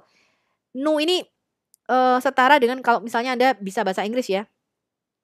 Ini adalah definite artikel a atau n ya yang ada di depan noun ya, ada di depan kata benda ya, misalnya an apple, a car, a house gitu ya. Nah, definite article ini teman-teman ya yang berbedanya di situ ya. Sekali lagi ini tidak mempengaruhi cara baca. Urutan kata yang berubah. Ya urutannya tuh nggak sama gitu loh. Ya terbalik. Ini juga tidak mengubah arti teks karena bahasa Yunani adalah bahasa yang sangat fleksibel. Yaitu akhir kata itu memberitahu Anda di mana kata itu berada di dalam kalimat. Apakah itu subjek atau objek misalnya. Jadi pakar kritik teks yang terkemuka yaitu Daniel Wallace atau Dan Wallace itu memberi pendapat bahwa Anda itu dapat menulis kalimat Yohanes mencintai Maria misalnya. Ngomong Yohanes mencintai Maria, ini bisa Anda tulis dengan 100 cara yang berbeda dalam bahasa Yunani. Intinya sama teman-teman. Ya. Dengan kata lain, jika Anda menerjemahkan masing-masing 100 kalimat itu dari bahasa Yunani ke bahasa Inggris, Anda akan menerjemahkannya dengan cara yang sama persis gitu. Bacanya ya Yohanes itu mencintai Maria gitu. Ya, cuman tulisannya jadi beda-beda gitu. Ada 100 cara untuk ngomong Yohanes mencintai Maria. Nah, sinonim atau persamaan itu juga tidak mempengaruhi pembacaan teks. Tadi saya sudah kasih contoh nih. Ya. Misalnya satunya kata shut the door, satunya close the door. Ya. Nah, kemudian dua kata yang berbeda di dalam bahasa Yunani itu diterjemahkan sebagai kata hubung tetapi di dalam bahasa Inggris tetap diterjemahkan sebagai kata tetapi. Ya. Nah, ada beberapa contoh yang seperti ini. Tetapi yang termasuk di dalam varian teks jenis kedua ini yang 15% ini itu tidak mengubah pembacaan teks sedikit pun.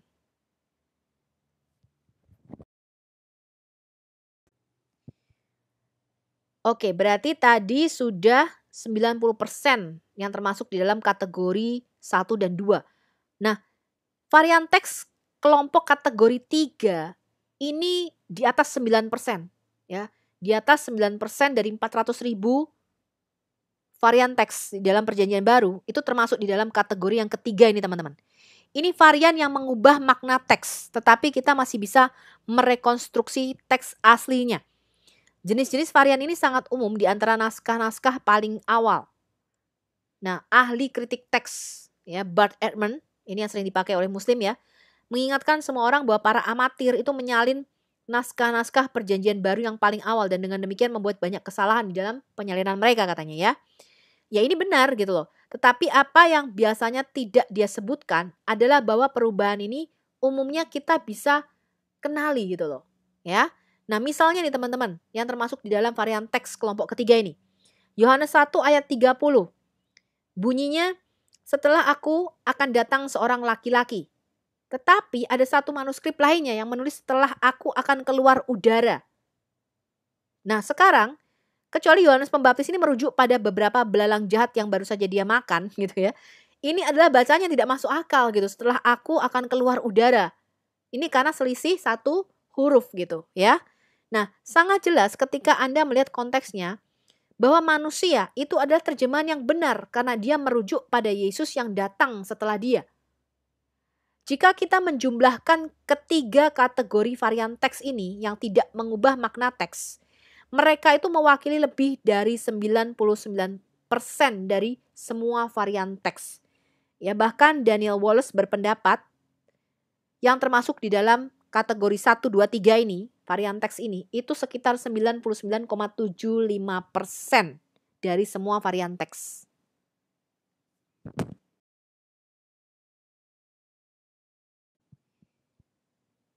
Oke, sekarang kita masuk kategori keempat. Kategori yang terakhir yang berarti teman-teman. Ini kira-kira 0,25%.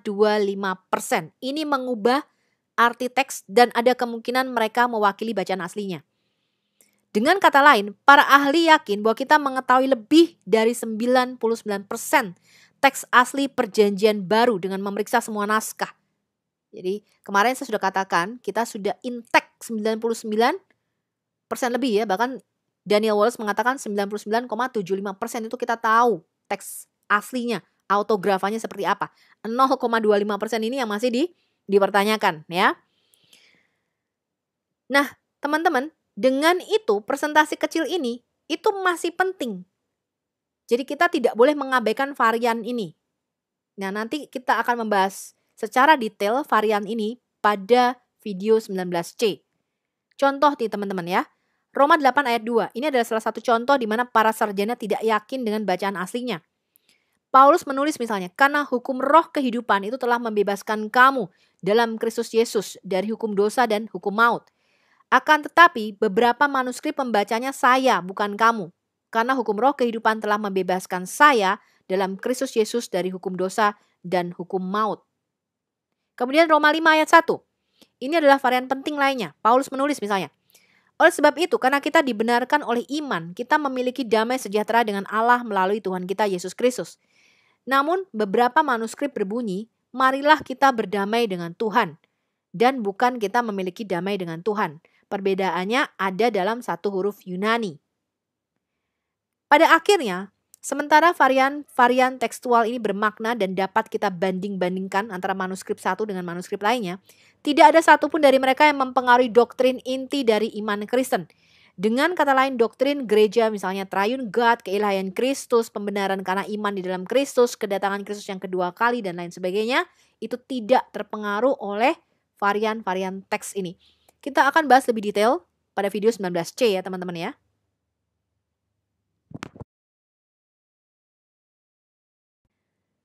Kemudian Alkitab Perjanjian Baru kita dari autografanya, ya tulisan aslinya, ya kemudian disalin teman-teman.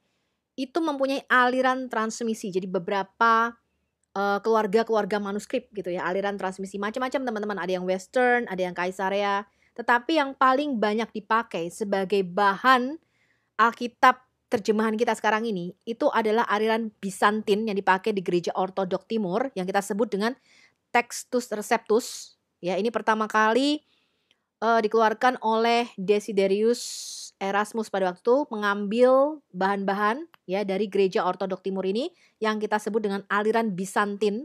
Jadi manuskripnya namanya Keluarga Bizantin Teks ya. Dia mengambil dari sini teman-teman. Kemudian dia mencetak Alkitab Yunani Latin ya, yang disebut dengan Novum Instrumentum Omne. Ini adalah Alkitab Erasmus yang dicetak tahun 1516 ya. Kemudian aliran manuskrip yang kedua yang banyak juga dipakai sebagai bahan terjemahan Alkitab modern kita itu adalah aliran Alexandrian atau Gereja Barat yang disebut dengan Novum Testamentum Graece. Nah bedanya apa teman-teman? Byzantine text ini mewakili lebih dari 95% manuskrip yang ada. Ya, jadi lebih dari 5.000 manuskrip ini menggunakan Textus Receptus ya atau Byzantine text ini teman-teman ya. Sama. Manuskrip paling tua itu abad ke-5 ditemukannya ya. Ini menjadi dasar terjemahan dari Geneva Bible, King James Version dan New King James Version. Kemudian teks-teks manuskrip Bizantin ini lebih dekat ke daerah lokasi di mana Perjanjian Baru itu ditulis. Kemudian persamaan teks ini sangat kuat dan hampir tidak ada variasi teks yang berarti di dalam manuskrip-manuskrip yang ada. Jadi sangat-sangat agree antara satu sama lain. Jadi 5.000 lebih manuskrip ini sama teman-teman, mirip ya. Persamaan teksnya sangat kuat. Kemudian yang kedua, ini adalah manuskrip-manuskrip Alexandrian.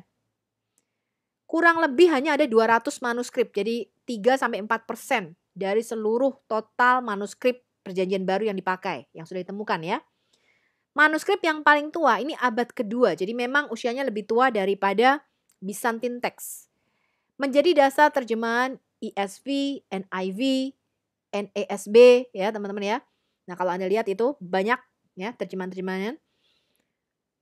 Lebih dekat dengan waktu Perjanjian Baru ditulis. Tetapi sering tidak setuju teman-teman. Jadi banyak variasi di antara teks-teks Alexandrian ini. Di antara teks Injil saja terdapat lebih dari 3.000 variasi.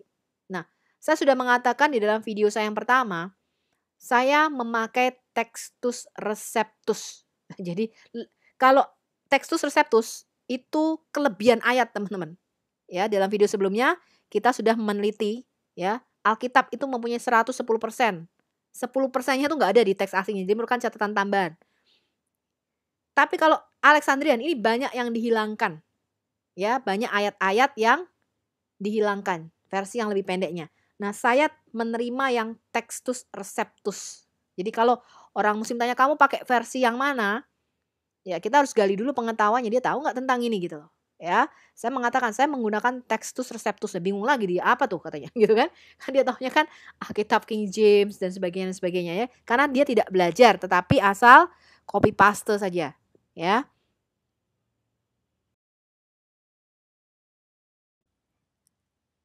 Bagian yang kita lihat ini adalah aliran-aliran manuskrip teman-teman ya, atau aliran-aliran transmisi bagaimana manuskrip itu bisa sampai kepada kita. Ada beberapa sebenarnya teman-teman ya, ada Alexandrian, kemudian Byzantine, kemudian Western, dan ada manuskrip-manuskrip kelompok Kaisarea. Ya, tetapi yang paling terkenal adalah Alexandrian dan Byzantine. Alexandrian ini dipakai oleh Revised Version, American Standard Version, Revised Standard Version, dan New English Bible. Tapi saya nggak pakai yang ini teman-teman. Walaupun ini lebih tua ya, kodeks atau papirus yang ditemukan. Tetapi banyak yang omitted atau banyak yang hilang. Jadi saya memakai yang tengah nih teman-teman ya. Yang namanya adalah tradisi Bizantin atau teks Bizantium yang berdasarkan Textus Receptus. Jadi saya nggak tabu tidak haram dengan catatan kaki atau catatan tambahan daripada bapak-bapak gereja kita. Ya, karena Alkitab Perjanjian Lama juga menambahkan catatan kakinya ya. Dikatakan bukankah itu tertulis di dalam kitab orang jujur. Jadi Anda bisa compare ya, bukankah itu tertulis di dalam kitab sejarah raja-raja Israel. Ya, jadi pembaca pada saat itu bisa membandingkan dengan manuskrip-manuskrip tulisan lainnya sebenarnya. Kemudian kemarin kita lihat proses pada waktu Septuaginta menerjemahkan, mereka juga menambahkan glossary, catatan-catatan kakinya supaya pembaca itu mudeng. Nah, inilah bedanya orang Kristen dengan orang Muslim, teman-teman. Orang Muslim ya, itu ada ayat-ayat di dalam Quran yang tidak mereka ketahui, hanya Allah yang tahu artinya. Nah, ini beda teman-teman. Ya, nanti kita lihat ada beberapa ayat yang alif, lam, min, sod gitu. Mereka nggak tahu, hanya Allah yang tahu artinya itu. Jadi untuk apa kitab itu diturunkan kalau kita tidak tahu artinya? Sebab bagi orang Yahudi atau orang Kristen bukan hanya menghafal firman teman-teman, tetapi menjadi pelaku firman itu jauh lebih penting. Ya, jadi kalau kamu mendengar tapi tidak melakukannya, itu sia-sia. Ya, kamu tidak mendapatkan apa-apa. Ya. Nah, tapi bagi orang Muslim, mendengar aja itu udah dapat pahala, walaupun dia nggak tahu artinya. Itu bedanya teman-teman. Tetapi Alkitab nggak ditulis dengan cara demikian. Alkitab itu ditujukan untuk manusia. Ya, jadi penyalin Alkitab itu menambahkan catatannya supaya pembaca itu ngerti.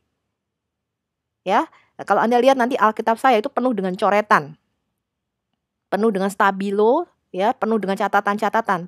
Karena ketika kita membaca ayat itu, kita hubungkan, oh ini maksudnya ayatnya ini, oh ini, oh ini ngerti. Jadi kita lebih mengerti, mengenal firman Tuhan. Dan itu nggak haram, itu nggak tabu.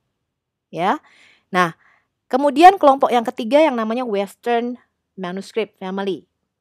Ya, yang menggunakan ini adalah Alkitab Vulgata Latin, ya, Old Version. Kemudian ada lagi kelompok Kaisaria, ya, manuskrip Kaisaria. Tapi yang terkenal dua adalah kelompok Alexandria dan kelompok Byzantine. Alexandria ini disebut dengan textual criticism, ya, atau kritik teks. Ya, ini yang Alkitab yang baru banyak pakai ini. Tapi Byzantine ini disebut dengan Textus Receptus. Nah, saya terima dan saya pakai yang Textus Receptus.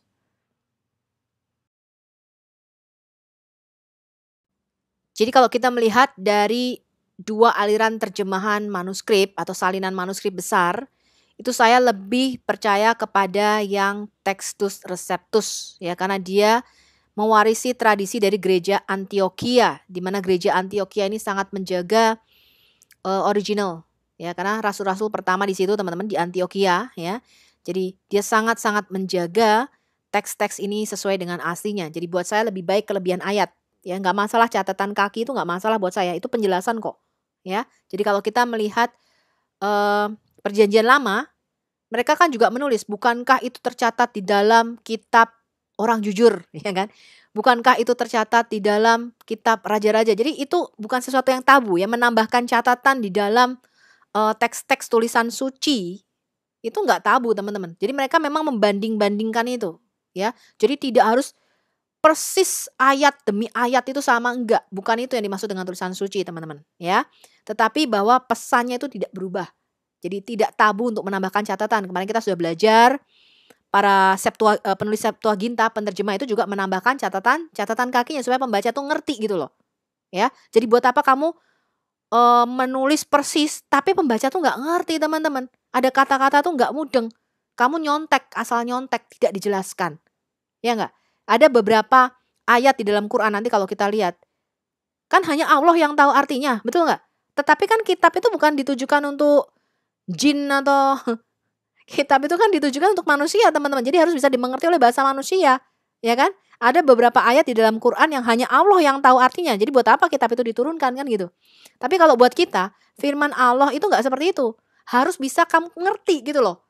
Karena kalau kamu nggak ngerti, ini prinsipnya, kamu nggak bisa melakukan firman. Nah padahal buat orang Kristen, mendengar atau menghafal firman itu tidak masuk ke surga teman-teman. Tapi menjadi pelaku firman itu yang masuk surga lah. Bagaimana kamu bisa menjadi pelaku firman? Orang kamu ngerti artinya aja enggak. Tapi bagi orang muslim, kamu nggak perlu ngerti. Kamu mendengar Al-Quran, menghafal saja sudah dapat barokah. Dapat pahala. Nah, itu bedanya teman-teman. Kalau kita enggak, kamu mendengar, kamu nggak melakukan, itu sama aja malah kamu munafik gitu loh. Ngerti nggak? Ya kan? Jadi ayat di dalam firman Alkitab itu harus dimengerti. Makanya mereka nggak tabu untuk memberikan catatan. Ya nanti kalau kita lihat, makanya kenapa ayat-ayat yang diperdebatkan misalnya, ada 3 yang memberi kesaksian di surga, Bapa, Firman, dan Roh Kudus. Ketiganya adalah satu. Itu nggak tabu. Itu cara mereka memang menafsirkan, oh ini loh pengajaran para rasul tuh mengajarkan demikian gitu loh. Dan itu bukan sesuatu yang haram gitu ya teman-teman ya. Enggak. Jadi supaya kamu mengerti, ini loh pengajaran para rasul. Itu buat saya tuh nggak masalah teman-teman ya. Nah, manuskrip tertua yang berisi sebagian dari perjanjian baru itu ditemukan disimpan di Chester Beatty Museum ya. Dan Bodmer Papyrus yang disebut dengan Bodmer Papyrus 2, 14 dan 15. Ini kira-kira tahun 180 sampai 225 Masehi. Kemudian kodeks yang lengkap ya itu dari abad ke-4 ya, awal-awal abad ke-4 itu adalah Kodeks Vatikanus dan Kodeks Sinaiticus dari Perjanjian Baru kira-kira tahun 325 sampai 450 Masehi. Dari kelima manuskrip di atas teman-teman, kita itu bisa merekonstruksi Perjanjian Baru kecuali Titus ya, surat Titus, 1-2 Timotius, surat Yakobus, 1-2 Petrus, 1-2-3 Yohanes dan surat Filemon. Ya.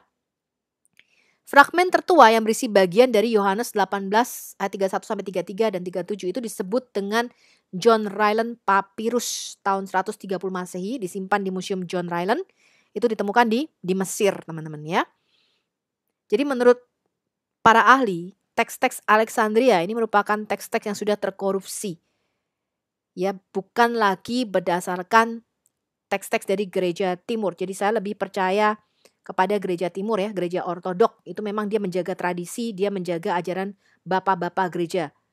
Nah kalau western ini memang sampai sekarang kalau kita lihat misalnya gereja-gereja barat misalnya Amerika dan sebagainya itu mereka kan lepas dari ajaran bapak-bapak gereja ya atau ajaran rasuli. Jadi mereka tuh bisa menafsirkan ajarannya dengan wah modern-modern gitu ya teman-teman ya. Tetapi lepas dari akarnya ajaran rasuli. Nah, gereja ortodok itu lebih tradisional ya, lebih konservatif ya. Jadi lebih memegang ajaran bapak-bapak gereja yang rasuli ya.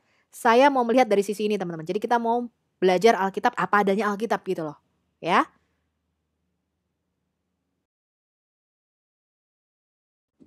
Sekarang kita mau lihat Textus Receptus dibandingkan dengan Novum Testamentum Graece.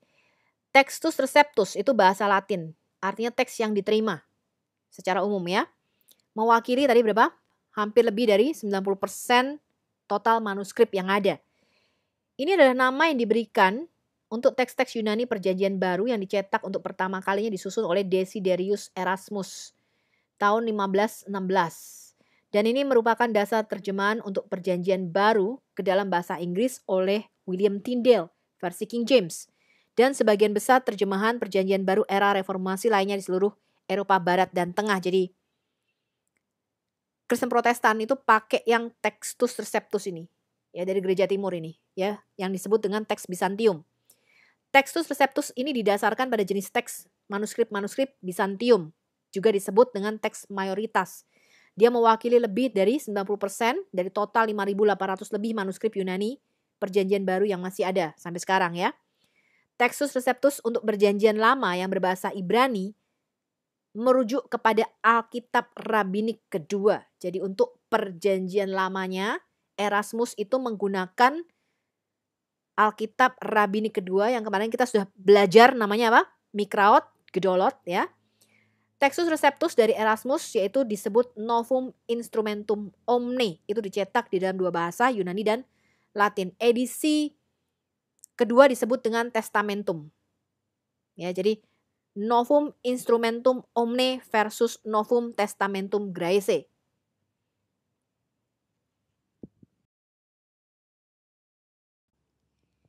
Ini adalah sejarah dari Alkitab-Alkitab yang menggunakan Textus Receptus, ya. Tyndale New Testament, kira-kira tahun 1500-an, ya. Coverdale Bible, Matthew Bible, Great Bible, Geneva Bible, Bishop's Bible, King James Version, itu mulai tahun 1611 sampai 1850. Bahasanya agak-agak kuno ya King James Version, tapi bagus teman-teman. Itu terjemahannya sangat akurat banget ya, teks per teks memang agak berat karena pakai bahasa Inggris. Kalau istilah Jawanya tuh bahasa Jawa alus ya, ini Inggris alus teman-teman ya. Jadi bahasanya tuh masih thou art gitu ya, bukan you, pakainya bukan you tapi pakainya thou kayak gitu-gitu ya teman-teman ya. Jadi agak susah dimengerti sebenarnya King James ini, tapi terjemahan yang cukup akurat banget teman-teman sebenarnya ya. Kemudian Quaker Bible, Webster Revision, Young's Literal Translation, Rotterdam's Emphasized Bible, Julie A. Smith Parker Translation, New King James, ya, Green's Literal Translation, Third Millennium Bible, King James Version Easy Read. Nah ini yang bacanya dipermudah. Jadi tadi kita belajar ya, buat apa kamu tuh sulit-sulit pakai down, tapi kamu nggak ngerti arti firmannya apa, jadi kamu nggak melakukan, ya itu percuma ya kan. Kemudian The Holy Scriptures, Voice of the Wilderness. Ya, ini kemudian Real New Testament, kemudian The Holy Bible Lighthouse Version, Divine Name King James Bible, Modern English Version, dan King James Version edisi 2016. Nah, saya pakai yang literal translation. Saya sudah kasih linknya pada video saya yang pertama. Ya, nanti ketika kita belajar Alkitab, saya akan kasih lagi teman-teman. Ya, versi Indonesia saya ambil dari Alkitab Sabda.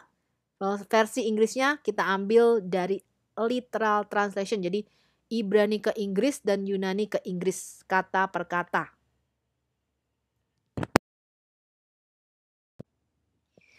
Textus Receptus ini diterbitkan oleh Desiderius Erasmus tahun 1516. Ini disebut Perjanjian Baru Yunani, Novum Instrumentum Omne. Textus Receptus ini disempurnakan oleh Robert Astin tahun 1550. Selanjutnya disempurnakan lagi oleh Theodor Beza tahun 1598. Textus Receptus kembali diedit ya ini oleh FHA. Ini ahli tulisan pada tahun 1881. Textus Receptus itu tidak dipengaruhi oleh penghapusan, penambahan, dan perubahan dari teks-teks minoritas. Textus Receptus ini setuju dengan versi Alkitab yang paling awal, yaitu Alkitab Pesita tahun 150 Masehi, Vulgata Latin kuno tahun 157 Masehi, dan The Italic Bible tahun 157 Masehi. Textus Receptus ini setuju dengan sebagian besar kutipan dari tulisan suci oleh para bapa gereja mula-mula. Sekarang telah dihitung bahwa berapa kutipan, kemarin kita sudah belajar, lebih dari 1 juta kata, ya 1 juta kutipan perjanjian baru oleh para bapa gereja. Bapak-bapak ini berasal dari awal abad pertama dan abad pertengahan. Textus Receptus tidak ternodai dengan filsafat, ajaran sesat, dan ketidakpercayaan Mesir.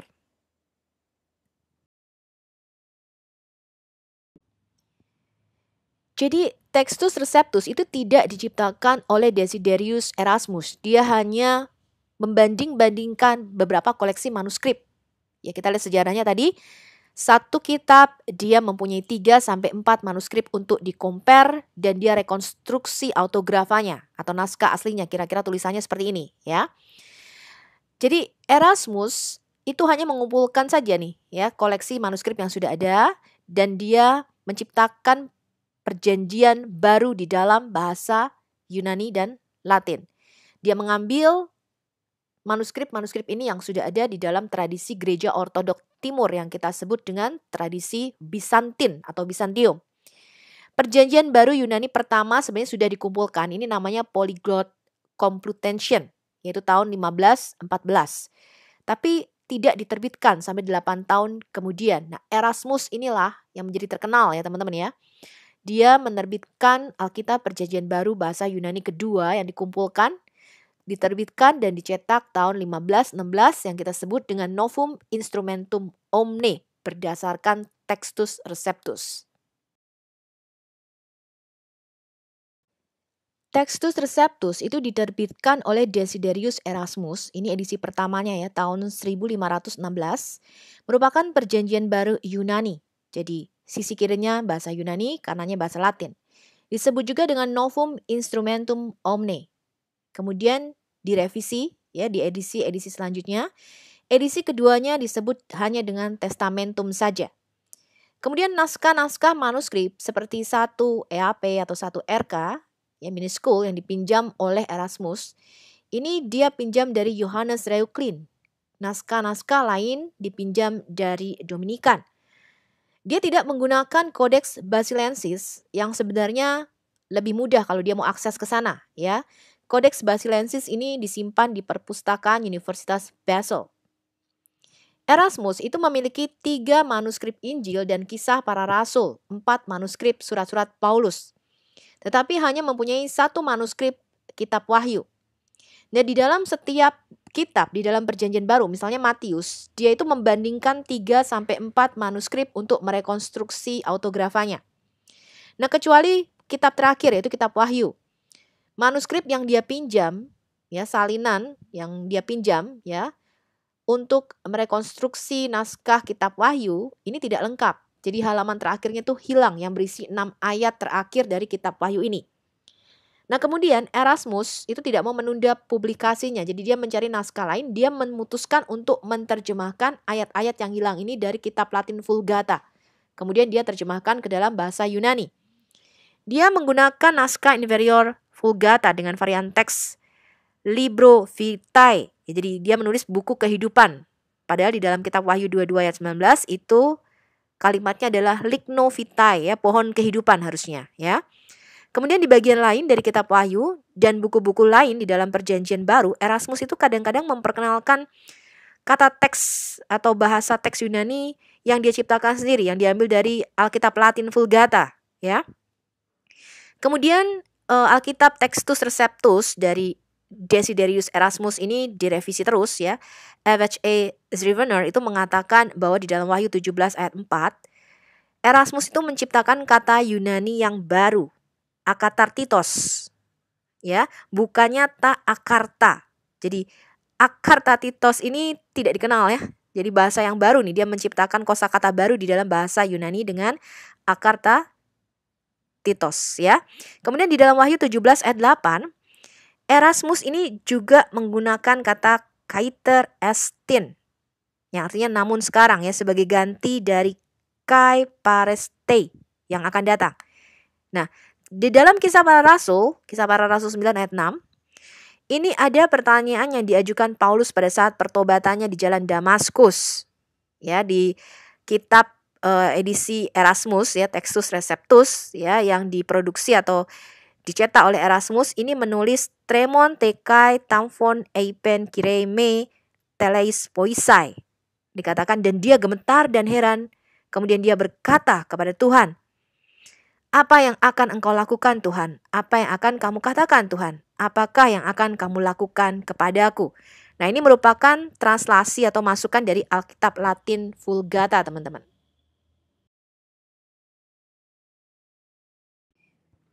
Kita melihat dulu huruf di dalam manuskrip Perjanjian Baru teman-teman. Secara garis besar, Alkitab Perjanjian Baru kita itu ditulis dalam 2 kursif ya atau 2 bentuk huruf ya.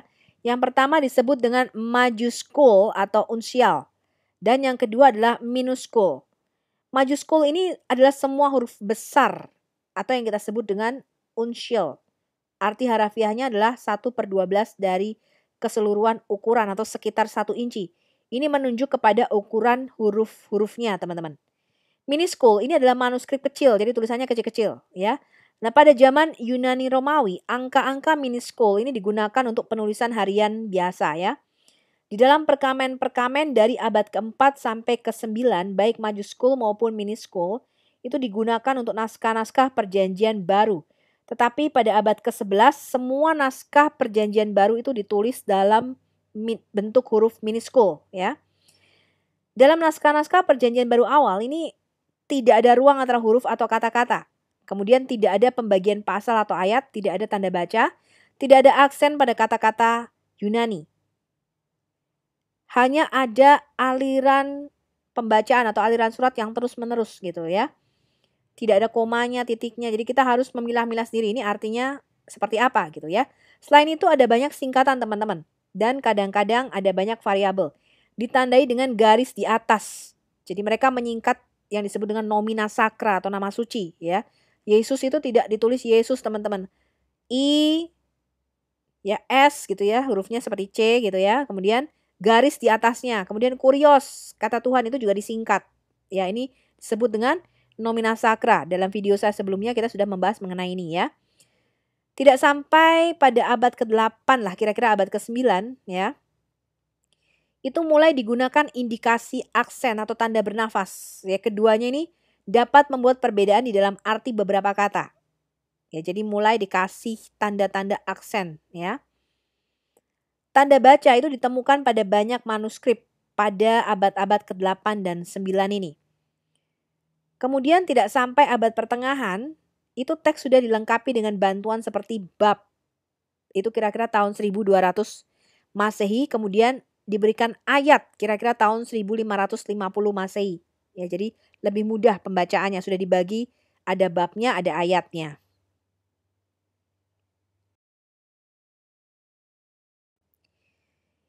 Nah, yang kiri teman-teman itu adalah tulisan-tulisan yang menggunakan nomina sacra atau disingkat, misalnya kata Tuhan, theos gitu ya.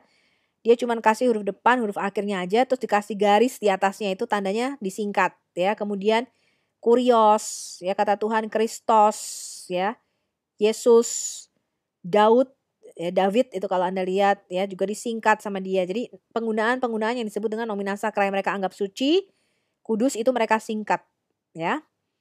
Yang kanan itu kalau Anda lihat itu adalah huruf majuskul atau uncial. Ya, ini adalah majuskul atau uncial kursif. Jadi hurufnya gede-gede ya kalau Anda lihat. Lebih mudah sebenarnya dibacanya. Nah, perkembangan selanjutnya mereka menulis di dalam kursif miniskul. Jadi tulisannya lebih kecil-kecil ya teman-teman ya. Nah, itu kalau Anda lihat di bawah ya itu tulisan miniskul namanya ya. Ini adalah huruf di dalam Perjanjian Baru, majuskul atau yang kita sebut dengan uncial dan miniskul.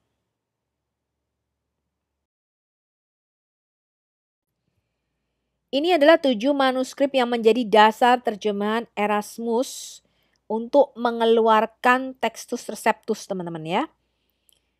Manuskrip Codex Basilensis, miniskul 1 EAP, jadi Evangelion gitu ya. Ini berisi seluruh kitab Perjanjian Baru kecuali kitab Wahyu. Kira-kira tertanggalnya abad 12. Ada variasi teks di sini, misalnya kodeks berisi Markus 16 ayat 9 sampai 20 yang dipertanyakan oleh para ahli, ya apakah ini ada di dalam naskah aslinya atau tidak. Nanti kita akan bahas pada video selanjutnya ya mengenai varian teks ini. Kemudian perikop tentang wanita yang kedapatan berzina, Yohanes 7 ayat 53 dan sampai Yohanes 8 ayat 11. Ya, di sini ditempatkan setelah Yohanes 21 ayat 25. Kemudian dia menggunakan juga miniskul 1 RK teman-teman atau miniskul 2814. Ini berisi kitab Wahyu tertanggal abad 12. Kodeks ini hanya berisi kitab Wahyu dengan komentar Andreas dari Kaisaria. 6 ayat terakhirnya hilang ya. Ini Wahyu 22 ayat 16 sampai 21. Erasmus menerjemahkan 6 ayat terakhir ini yang hilang itu dari Alkitab Latin Vulgata. Yang ketiga, dia juga menggunakan Codex Basilensis EN41 yang dikenal sebagai miniskul 2E, berisi kitab Injil tertanggal abad 12 juga. Kodeks lengkap Injil ini sudah dibagi dengan pasal ya atau bab. Beberapa lembar terakhirnya hilang. Ya, jadi misalnya di dalam Lukas 6 ayat 28 itu tidak memiliki frase berdoalah bagi mereka yang menganiaya kamu misalnya, ya. Ini ditambahkan oleh salah satu korektor di margin bawah. Kemudian di dalam Yohanes 8 ayat 6 ini digunakan varian tekstual tidak berpura-pura. Ya, jadi ketika Yesus menulis di tanah ya, ketika wanita yang kedapatan berzina itu Yesus menulis di tanah, dia tidak berpura-pura, itu dihapus oleh korektor. Kemudian varian ini juga memiliki manuskrip lainnya teman-teman ya, Anda bisa baca di situ 07, 011, 017, 028, 041 dan juga sebagian besar manuskrip Bizantin atau Bizantium. Ya. Erasmus tidak menggunakan frasa yang ada di dalam manuskrip-manuskrip 021, 028, 030, 036, 045, 047 ya, di situ Anda bisa lihat. Dia tidak menggunakan frase-frase ini di dalam Novum Testamentumnya. Kemudian yang keempat, Erasmus menggunakan Minuscule 2815 yang disebut juga Minuscule 2AP. Ini berisi kisah para rasul dan surat-surat apostolik tanggalnya abad 12. Di dalam 1 Korintus 2 ayat 14, di situ ditulis ya, tidak menerima apa yang berasal dari roh. Nah ini kata roh Tuhan itu hilang teman-teman. Ya jadi roh aja. Ya harusnya roh Tuhan. Nah ini bersamaan dengan beberapa miniskul lainnya ya, papirus-papirus lainnya 216, 255, 330, 440, 451, 823, 1827 dan Siriak ya dalam bahasa Siriak. Kemudian di dalam Ibrani 12 ayat 20 ini ada bacaan tambahan teman-teman. Dihujani dengan anak panah. Ya jadi dikatakan di dalam kitab Ibrani 12 ayat 20 itu merujuk kepada kitab Taurat ya, ketika Tuhan menyatakan bahwa binatang-binatang tidak boleh datang mendekat kepada gunung kudus Tuhan atau mereka akan dilempari dengan batu. Itu ditambahi kata dihujani dengan anak panah. Jadi selain dilempar batu mereka juga akan dihujani gitu ya dengan anak-anak panah. Nah ini beberapa manuskrip ada, di beberapa manuskrip lainnya tidak ada.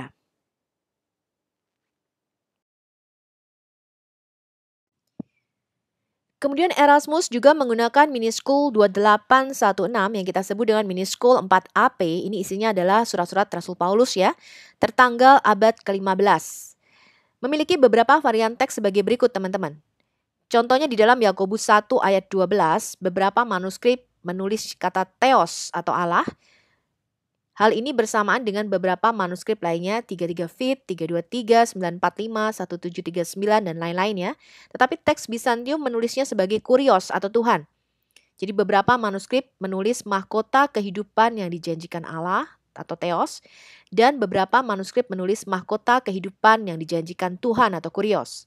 Kemudian di dalam Ibrani 3 ayat 3 bunyinya demikian teman-teman. Mechri telos katas komen vevaian. Tetapi manuskrip lainnya menulis kata komen saja. Nah, pembacaan yang lebih panjang ini juga didukung oleh manuskrip ITC, ya. Dikatakan sebab ia dipandang layak mendapat kemuliaan lebih besar daripada Musa, sama seperti ahli bangunan lebih dihormati daripada rumah yang dibangunnya, atau kata komen. Pembacaan yang lebih panjang, manuskrip lainnya membacanya demikian. Sebab ia dipandang layak mendapat kemuliaan lebih besar daripada Musa, sama seperti ahli bangunan lebih dihormati sampai selamanya, tentu saja daripada rumah yang dibangunnya. Kemudian Erasmus menggunakan Minuscule 2817 yang kita sebut dengan Minuscule 7P, berisi surat-surat Paulus ya, tertanggal abad 12. Varian teksnya naskah berakhir di Ibrani 12 ayat 18. Kemudian di dalam Efesus 3 ayat 9 itu berisi pembacaan koinonia ya di dalam beberapa teks dan katena, daripada mayoritas teks itu membacanya sebagai oikonomia. Ya, jadi ada yang menulisnya oikonomia, tugas penyelenggaraan, tetapi ada yang menulisnya koinonia atau komunion atau fellowship, yaitu kedekatan relasi yang erat, ya. Kemudian di Minuscule 817 ini berisi semua Injil tertanggal abad 15. Kodeks ini berisi prolegomena, ya, berisi tabel, dia jadi ada tabelnya, kefalaia atau daftar isinya, sebelum masing-masing Injil. Kemudian ada komentar dari Theophilak. Theophilak ini adalah uskup Ohrid dan komentator Alkitab. Nah demikian teman-teman, jadi Alkitab King James itu hanya menggunakan sekitar 7 manuskrip yang dibanding-bandingkan. Nah kalau sekarang kita memiliki 5.800 lebih, berarti kita lebih intact ya, jadi kita lebih tahu 99,75% naskah asli atau autografanya ketika kita membanding-bandingkan semua manuskrip tersebut.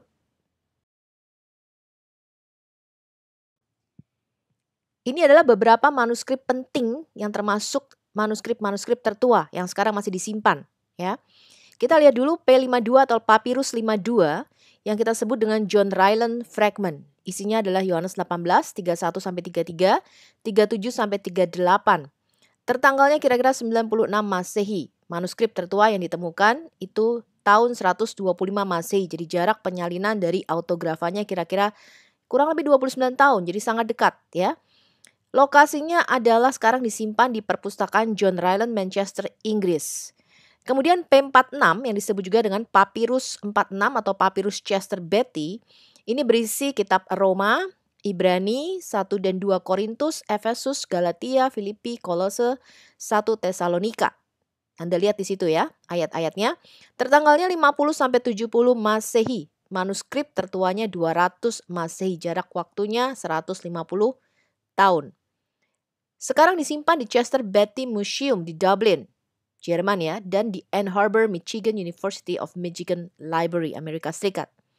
Kemudian P66 atau Papyrus 66 yang disebut juga dengan Papyrus Bodmer.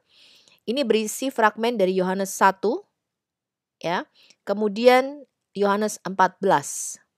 Tertanggalnya 70 Masehi. Manuskrip tertuanya tahun 200 Masehi. Jadi jaraknya sekitar 130 tahun.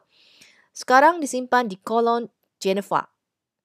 Kemudian Papyrus 67. Ini berisi fragmen dari Matius ya, 3 ayat 9, 15. Kemudian pasal 5 ayat 20 sampai 22 dan pasal 25 sampai 28. Tertanggalnya 70 Masehi, manuskrip tertuanya tanggal 200, tahun 200-an ya. Jadi jaraknya adalah 130 tahun. Sekarang disimpan di Barcelona, Spanyol. Kemudian Novum Testamentum Graece, teman-teman. Ini adalah teks kritik modern. Jadi kebanyakan Alkitab terjemahan modern memakai ini karena mereka merasa ini lebih dekat dengan tahun sejarah ya, abad kedua. Yang disebut juga dengan Novum Testamentum Graece. Ini mirip dengan jenis teks Alexandria yang menjadi dasar terjemahannya. Ini menyumbang beberapa manuskrip perjanjian baru yang paling awal. Menjadi dasar kebanyakan terjemahan bahasa Inggris modern dari perjanjian baru, termasuk versi standar Amerika, versi internasional baru, versi standar revisi baru, Alkitab standar Amerika baru, Alkitab Yerusalem, Alkitab Amerika baru, versi standar bahasa Inggris, dan lain-lain. Di video saya yang sebelumnya kita sudah belajar mengenai bibliografi tes ya teman-teman ya, yaitu tes terhadap semua manuskrip atau tulisan-tulisan kuno. Quran tidak masuk di situ teman-teman ya, bahkan dalam 20 besar juga tidak masuk tuh manuskrip-manuskripnya. Yang perlu Anda garis bawahi di situ teman-teman, Alkitab Perjanjian Baru ini merupakan juara pertama. Penyalinannya atau manuskrip tertua yang disalin dari autografanya itu kurang dari 50 tahun. Ya, tadi kita lihat 30 tahun itu sudah ada manuskripnya kita temukan. Total jumlah manuskrip juga tidak ada yang mengalahkan, lebih dari 5.800. Ini dalam bahasa Yunani saja, ya. Kemudian yang perlu Anda garis bawahi teman-teman, keakuratan penyalinan. Ya, the accuracy of copies itu 99,5%. Jadi sangat akurat penyalinannya. Juara keduanya siapa? Iliad. Ya, karya Homer. Kalau kita lihat jarak penyalinan dari naskah aslinya 500 tahun, total manuskripnya 1.800, jadi jauh sekali. Ya, baru tulisan lain-lain teman-teman, Sophocles, Aristoteles, Tacitus, Livy, ya Caesar, ya dia menulis Gallic-War di situ. Kemudian Aristophanes, Euripides, Thucydides, Suetonius, ya dan lain-lain teman-teman. Sampai tulisan Plato. Plato hanya punya 7 kopian. Ya, kemudian Pliny, ini Plinius muda ya, dan lain-lain teman-teman. Ya, saya sudah pernah kasih linknya, Anda bisa lihat sendiri di bibliografi tes ya mengenai manuskrip perjanjian lama dan perjanjian baru kita. Jadi apa yang kita dapatkan teman-teman? Bahwa Alkitab itu tidak ditransmisikan dengan lisan, tetapi dengan manuskrip, dengan tulisan. Ya, jadi bukan hanya dengan tradisi oral. Ketika rasul-rasul masih hidup, mereka sudah menuliskan kepada kita catatan-catatannya, ingat-ingatannya mengenai perkataan, pengajaran, dan apa yang dilakukan oleh Yesus. Itu adalah kesaksian mereka.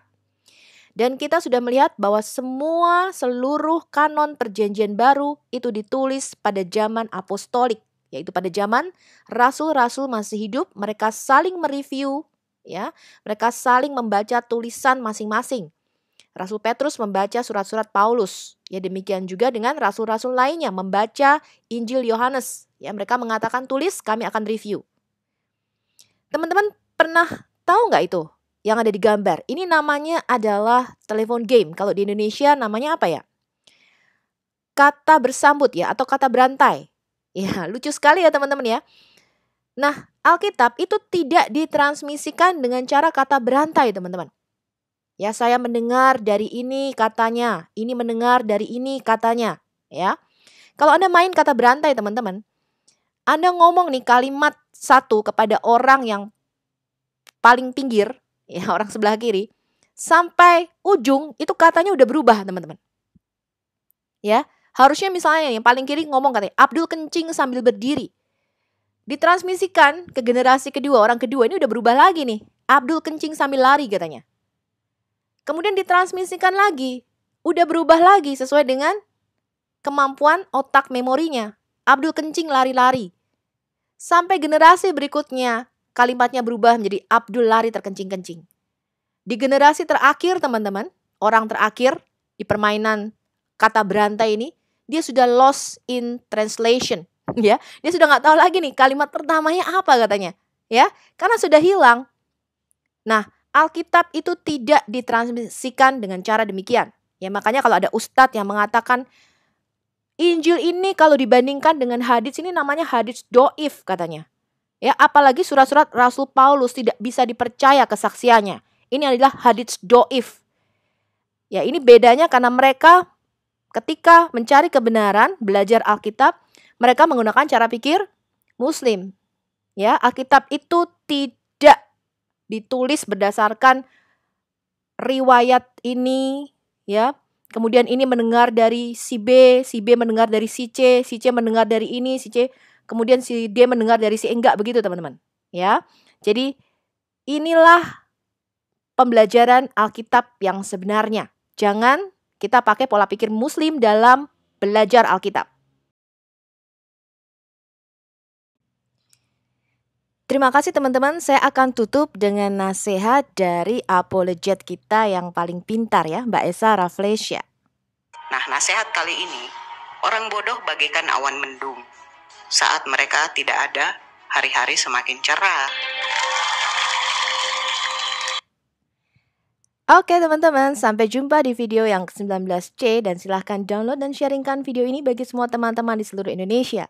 Yesus berkata, langit dan bumi akan lenyap, tapi firmanku tinggal tetap. Marilah kita membawa kabar baik Injil ke seluruh pelosok Indonesia. Indonesia pasti akan diselamatkan dan Tuhan akan mencurahkan Roh Kudus-Nya atas bangsa ini. Salam cerdas Indonesia. Amin.